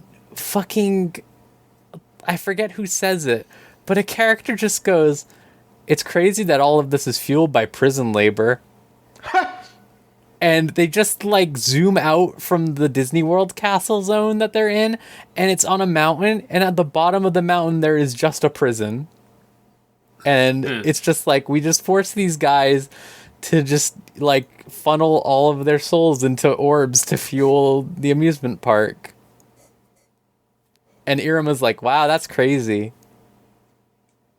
And then they go to the prison, and the prison people are we're going to blow up the entire park. I'm sick. I'm done with this. And the twisted guy from season 1 is there, and he's twisted. And I was just sitting there why are they doing this?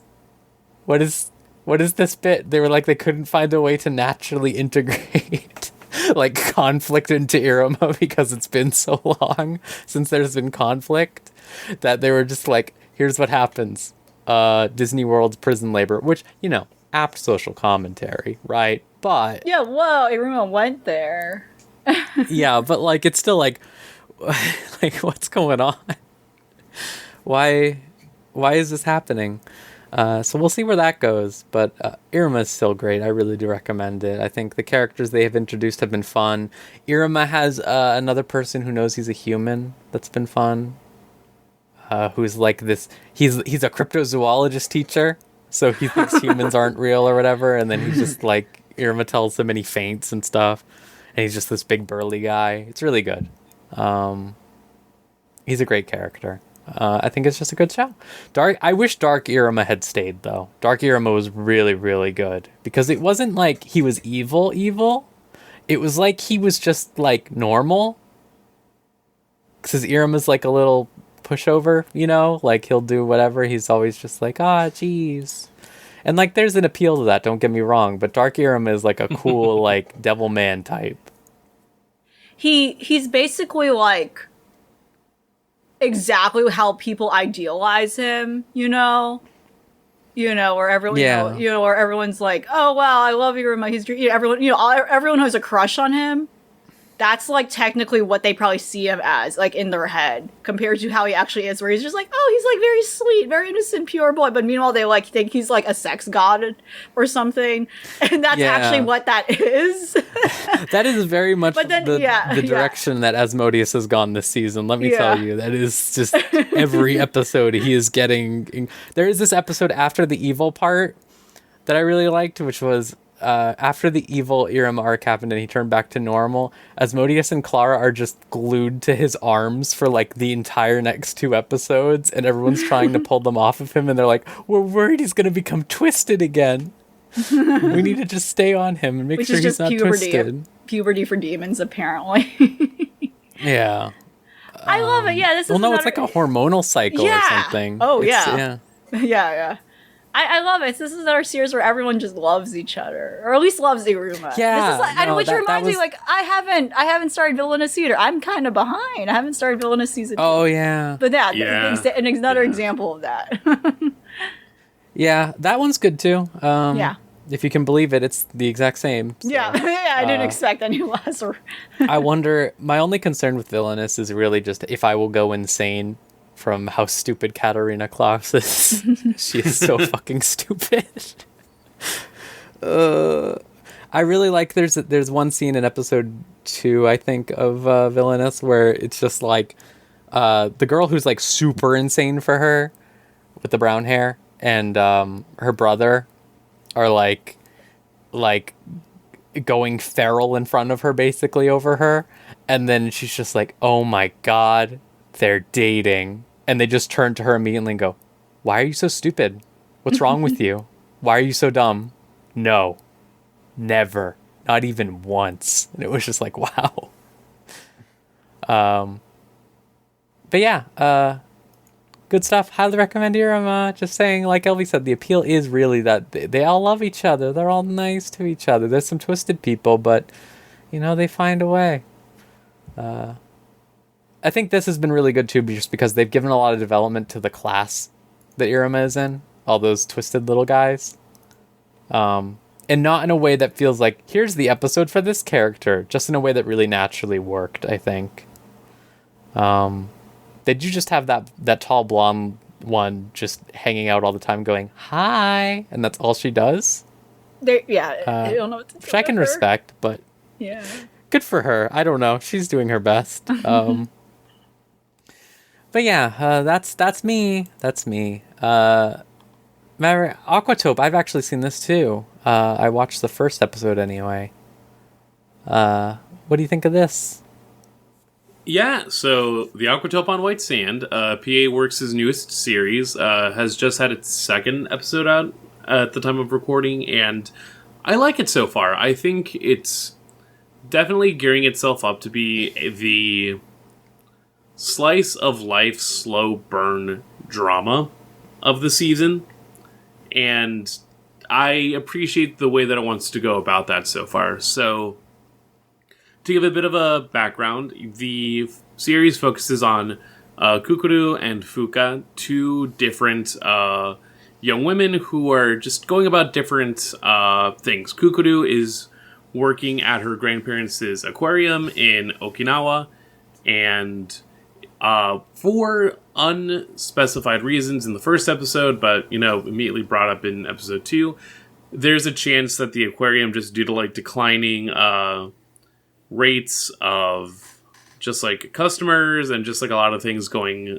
just a little bit south in terms of just engagement, there's a chance that her grandpa is deciding to just close up shop, let the animals get some proper enclosures and setups elsewhere, and just retire entirely. So for this summer, she's choosing to be the director and be like, okay, I want to find out how we can still get some life in here. I want to try and just get us a big push and get things going.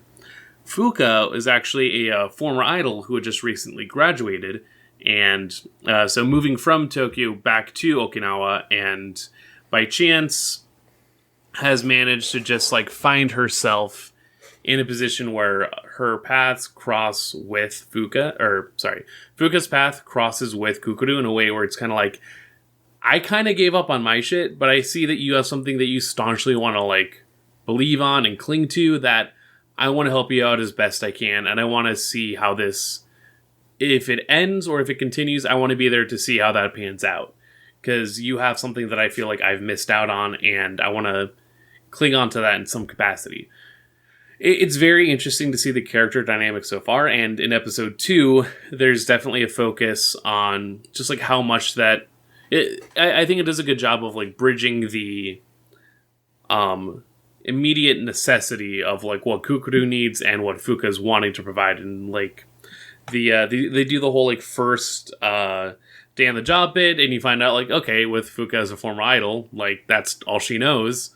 That's not really adept for the duty of having to help out at an aquarium and having to work with wildlife. And, like, immediately the first hang up is like, hey, why did you paint your nails? We work at an aquarium. You can't have, like, anything done up. You gotta go take care of that right now, or else this is gonna go south.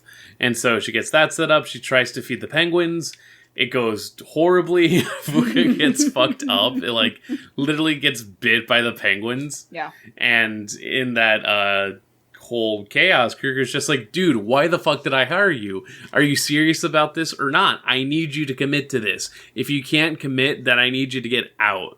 And at the very least, there are people who, like the other characters that are rounding out this show, one of them being the... I think Karin is her name, working on just, like, the tourism board entirely, like, has sort of been a guide for Fuka, and is sort of just like, yeah, look at it from her perspective. There's a chance that the aquarium's going to close. There's a lot of pressure to just, like, keep things going. If there's what even looks like, if there's a chance of what looks like a hiccup coming on the horizon, that's just an added stress that even at someone on their best days, like, could not be able to handle. And so there's at least an incident that happens where it's kind of just like Fuka is able to do it, or there's some guys that come by and are like, hey, you could just buy us off, or like, we'll buy the aquarium from you. It's all good. And Fuka just kind of just like, no, I don't want you to do that. Fuck off. And as they're heading out, they kind of just mess up this handmade aquarium sign for the aquarium that Kukuru worked on. And Fuka sees that, and they're kind of just like, oh, we could replace it, we could buy it, and literally just sprays them with water, going like, if you can't see the quality in that, fuck off. Get out of here. You're shit. You ain't hot shit. And so that at least, like, is the step forward for the both of them, recognizing, like, okay, if we're going to be in this, we're going to be in this for the long run. And I appreciate it. I think the initial trailer for this presented a lot more of the theme for this episode, that quality WLW content. Mm-hmm. I don't know if it's going to get there entirely by the end, but I'm interested to at least see how that relationship goes. And I'm also just really excited to hang out with the rest of the characters. It seems fun. It seems chill. Like, there's a really good scene in the first episode where Fuka, it looks like she's going to get conned by a fortune teller. And as, like, the read is going on, she just happens to say, like, well, how did you end up in this setup? And literally in, like, the 10 minutes that were supposed to be for her fake fortune, the teller's just like, oh, my God, let me tell you, because there's been some shit my husband left me. I'm raising a child on my own. Like, shit's tough, but, fuck him. I'm doing me. And good on her for that. And eventually she's kind of just like, no, you know what? You're chill. Let me actually provide you with, like, a reading.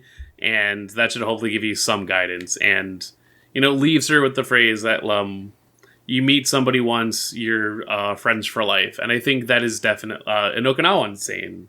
And that is actually a phrase that originates from Okinawa and is something that really is like reflected whenever people mention the area. And so I'm excited to see that brought into the anime where, like people are meeting by chance and people are meeting by just the opportunity to do so. And off the bat, like wanting to make an impression that will last a lifetime. And so I'm excited to see where it goes. I think it's in the... It's that thread of just warm content that I've been following this year since Eurocamp, and I think this is leading me on a solid trail. So I haven't seen episode 2, but I did really like the stuff that I saw in episode 1. The vibes were very good. Yep. The vibes in general of her sleeping on the beach, wandering around, this nice... I know I complained about Scarlet Nexus being washed out, but this is washed out in a good way, I think, that really matches their emotional state, their ideas. That was something I was wondering about, even just from episode 1. It was like how actually gay will it be? But I don't think I would mind if it isn't, honestly, because I think if the girls just have some good chemistry, I'm all for that. If they're just cool, it's cool. I am interested to see how far they go with this concept, because listen, we have seen save the school, save the X, like a million times, but if they go into the more minutia of aquariums and stuff like that, I would be happy. That's sort of like what I liked about the fishing breakwater, right?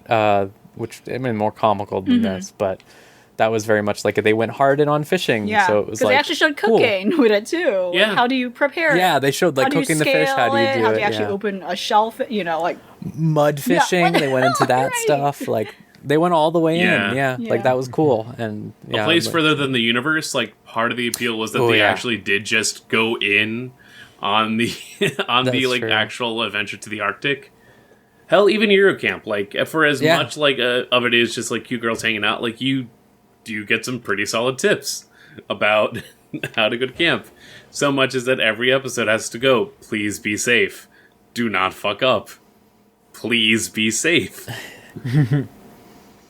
This one needs to have warnings. It's do not try to feed a penguin. They will fuck you up. That is what we're trying to convey. Yeah, they go in. I've actually fed a penguin before, and it was actually fine. But I might have just had a nice experience. Yeah, you met a nice one. Yeah, she wasn't... Yeah. Fuka was timid. She wasn't... She didn't present the right aura for the penguins. You're right, okay. Yeah. They sense bad vibes, I'm sure. I will say there is... Yeah. On the subject of vibes, there is a bit of magic realism to the series as well so far. Yeah. There is a unspoken deity that's sort of just hanging out, wandering about. I'm interested to see how that imagery comes along as the series goes on as well. Yeah, that was interesting. I didn't know if they would expand upon that or if it was just supposed to be a one-off little bit. That first episode where they're like, you saw it, didn't you? And I was like, okay. Yeah.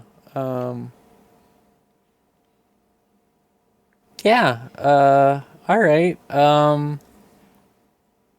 I guess if you want to talk about your last thing, John, and then we could wrap it up, that would be probably a decent clip. I guess so, yeah. I barely even have anything to talk about with this show. I watched 2 episodes of that Uramichi Onisan show, which is the show about the millennial gymnast dude who is on a children's TV show, and he's very depressed, but he's also scary looking, so everyone is afraid of him.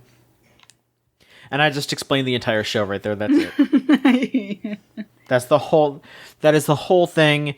It's just jokes about that, about how he's scary looking and mean and also exhausted. And he's depressed because he's a millennial. It sucks. it. No, it doesn't suck. I'm being too mean. Wow. Okay. It's just boring. It's nothing. It's the same thing over Yeah. and over. Like, I watched 2 episodes and I was like, all right, that's it. We're good. I've seen enough. I've seen this whole show. I've watched 2 episodes. I've seen the whole show. There's not going to be anything else to it after this. Yeah, it's like one joke. And that's that. Yeah. It is one joke. Yeah. I don't need to see that. I don't need to see what I live in real life. Right.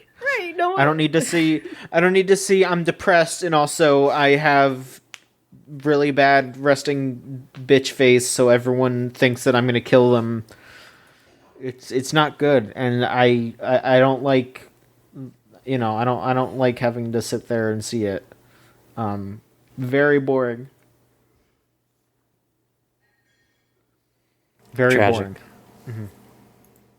I mean, it's not Damn. like that was the one we were hyped for or anything. So No. Yeah, I remember we were reading about it. It's like, this is the same. Just maybe one joke, This is one twisted joke, stuff. One joke.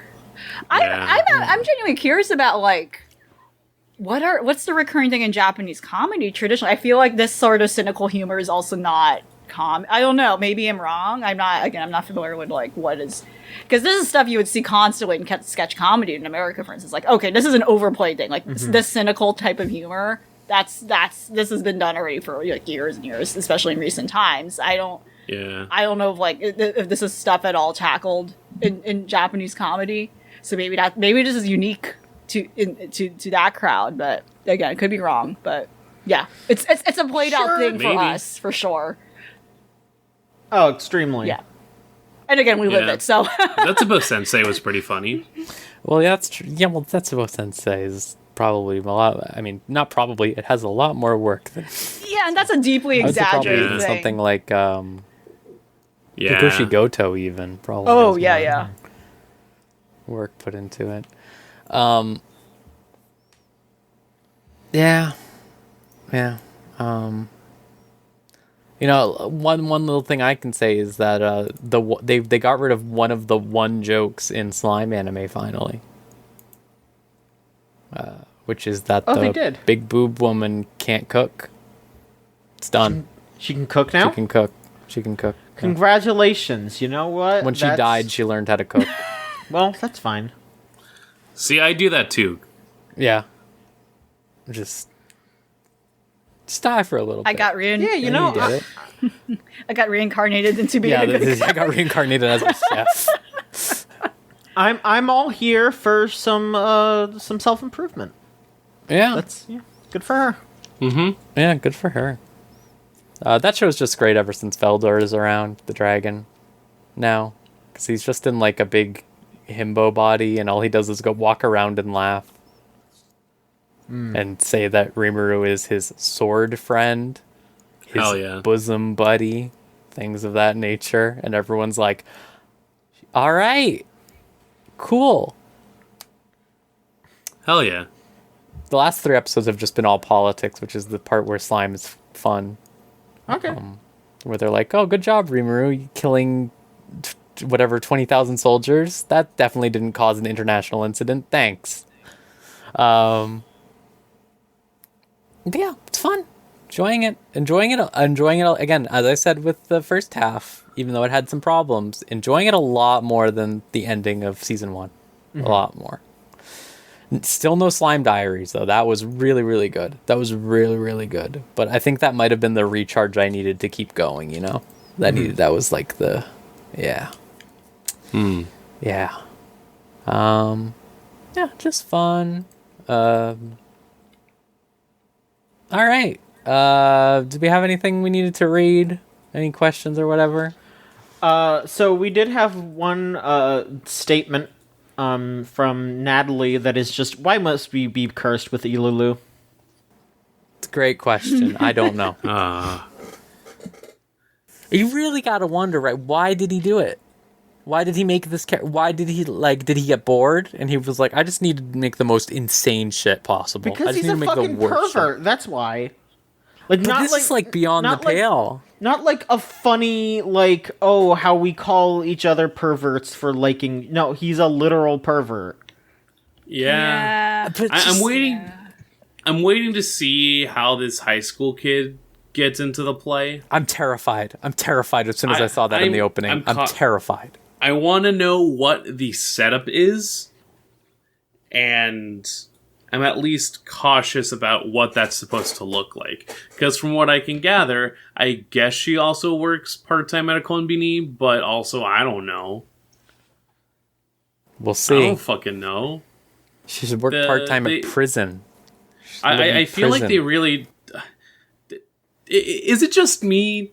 Or have they, like, really upped up, like, the fucking boob animation? Oh, yeah. I think they've really gone overboard with it. It was not... I mean, it wasn't out of place in the first season. It was pretty common, but it was not this bad. There, but...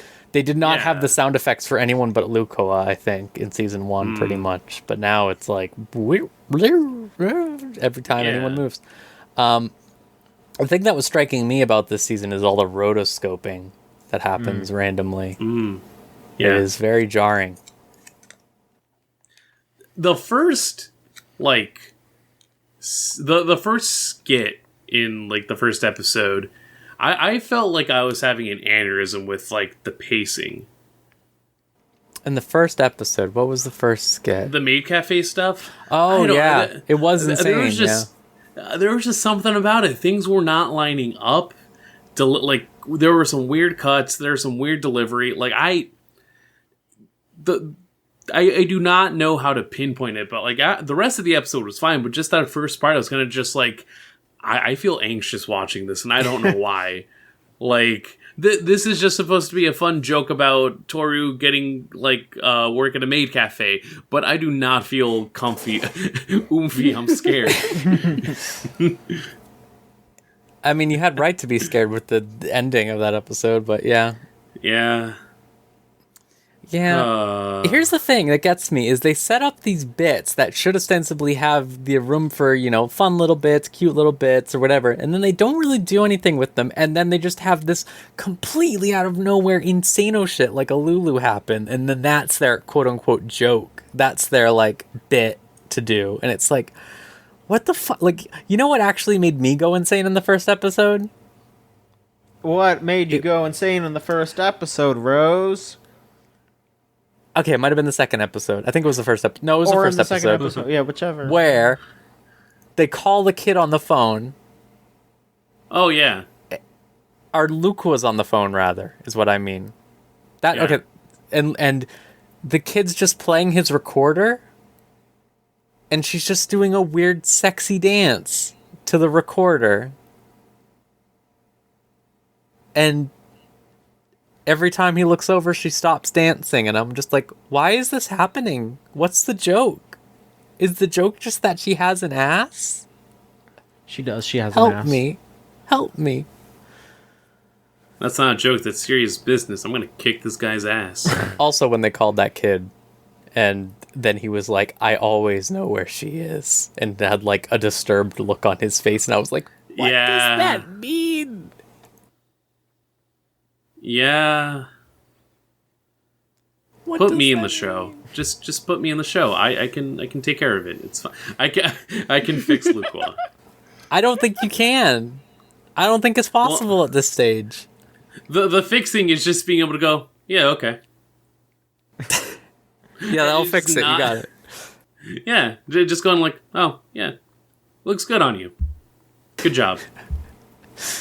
Just positive affirmation and not getting flustered. That's how I save the Luko a bit. We just hang out playing Switch. I get her into the Trails of Cold Steel series is what I do. Yeah, Lukoa needs a gamer arc, just like Fafnir. Yeah, exactly. We're gonna fix everyone in Kobayashi by man. making them all gamers. That's how we're. Remember when Fafnir plays Dark Souls? That was really good. That's like the best thing I've ever seen in my life. When they made the fake PS1 Dark Souls that he's playing, that was like unreal to me. That is like what I want to see in this season, and I am not seeing. I am seeing the wrong kind of unreal, which is a Lulu with her giant boobs making sim hands for herself. That was pretty good. Animal Crossing hands. Animal I guess Crossing. rather, yeah. yeah. That was the pretty little Animal good. Crossing hand was good. That was That pretty was good. fucked up. It was fucked up, but I liked it. It was funny. When it got further into the joke, I'm like, all right. I would have liked the delivery just being like, I don't know, just do. It just go. Explain less to me. That's what makes it funnier. Here's what I don't understand. Toru's later in so at the beginning of the second episode, Kobayashi says, "Why would you hurt a child?" And the guy agrees that Ululu is a child. And then when they get back to the house, Toru's like, "Ululu's the same age as me. Why is she acting like a child?" And I'm like, that's a great question. Why? I don't know. God. Okay, no I more. made the illusion. I just gotta say, you know. Yeah, go ahead. Fucking. I made the allusion to it earlier. Ilulu, pink hair. New girl in Shinibio, pink hair. What's the difference? They're the same character. You're absolutely right, actually. You're literally completely right. You're literally so right. You have no idea. That was the character what's I the didn't like in the difference? second one, too. Where it just has to show up and shake everything up. Could you imagine if Azusa was, like, insane in K-On? Like, Azusa shows up at the end of season 1 and is just, like, completely deranged. Just- You're kind of. I mean, maybe. No. Look. I know, I just sold you on it, didn't I? Yeah. Like, Azusa's a serial killer or something. No, and they like just have to like deal off with the it. shits. Azu Like, says the imposter. yeah, Well, here's I the wanted problem. To be sus. You can't do that with K-On! Because Mugi is already the imposter. She's already the twisted one who steals people's strawberries. Moogie got her strawberry stolen. That was not her. No, Mugi stole it from Mio. I think. No, Moogie's the one with the eyebrows, right? eyebrows. Yeah, Mugi Pickled stole it radish from eyebrows. Mio. She got it stolen. She got it stolen from her. That was the whole thing. I remember because I remember seeing her crying. That was Moogie who got the strawberry stolen from her. Oh, look! I put that in the channel. You can see. Shit. Oh fuck. Damn. She's a villain. Okay, she is I'm a sorry. villain. Breaking news. News posting wasted. You can't trust someone with pickled radish eyebrows. But yeah, you can't. That's so true. I was gonna say that. Yeah, like I don't know, her eyebrows aren't even real. Yeah. Are they like nori sheet eyebrows? Yeah. Yes. Yui eats them. Fucked up. It is fucked up. K-On!'s fucked up. I'm sorry, good, though. everyone. I'm sorry, everyone, for misremembering K-On! How dare you? I'm sorry. John is canceled. Heard Canceled. Mio. Don't even know who Mio Akiyama is. What the I don't. fuck's I wrong with you? haven't fucking watched K-On! Okay. I'm sorry.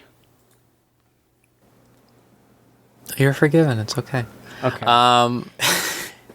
You know who's not forgiven? Gainax, who produced the anime Fanny and Stocking at Garderbell that we are watching for the next episode of the podcast. They're not forgiven because they did a lot of terrible things. Yes. And that's why they don't own Fanny and Stocking Taken away anymore. from them like a toy. It was. I'm very curious to see how Trigger will handle the rights for this stuff going forward. Since By they- doing nothing with it. You see, I'd think that, but they have been oddly proactive with a lot of stuff in a way. All that right. I wouldn't like. They have already done some Gurren Lagann stuff recently, is what I mean. Nice. So I'd be Nice. curious to see.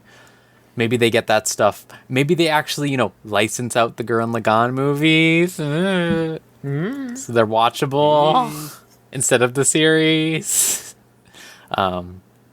But yeah, so we're watching that for next time. As always, you can go to patreon.com/VGCC. $3 gets you episodes 1 week early. And you can suggest a show for us to watch on the Patreon. We will be doing a patron pick next time, so get them in if you want. yes. We will be picking one. I guess that's it. Unless anyone else has anything else we need to say that isn't related to Dragon Maid. Yeah. No. All right. Yeah, I guess we're good. Thank you all for joining me, as always. Wonderful time. And we'll see you all next time for another episode of Unlimited Railworks. See ya. 未散策が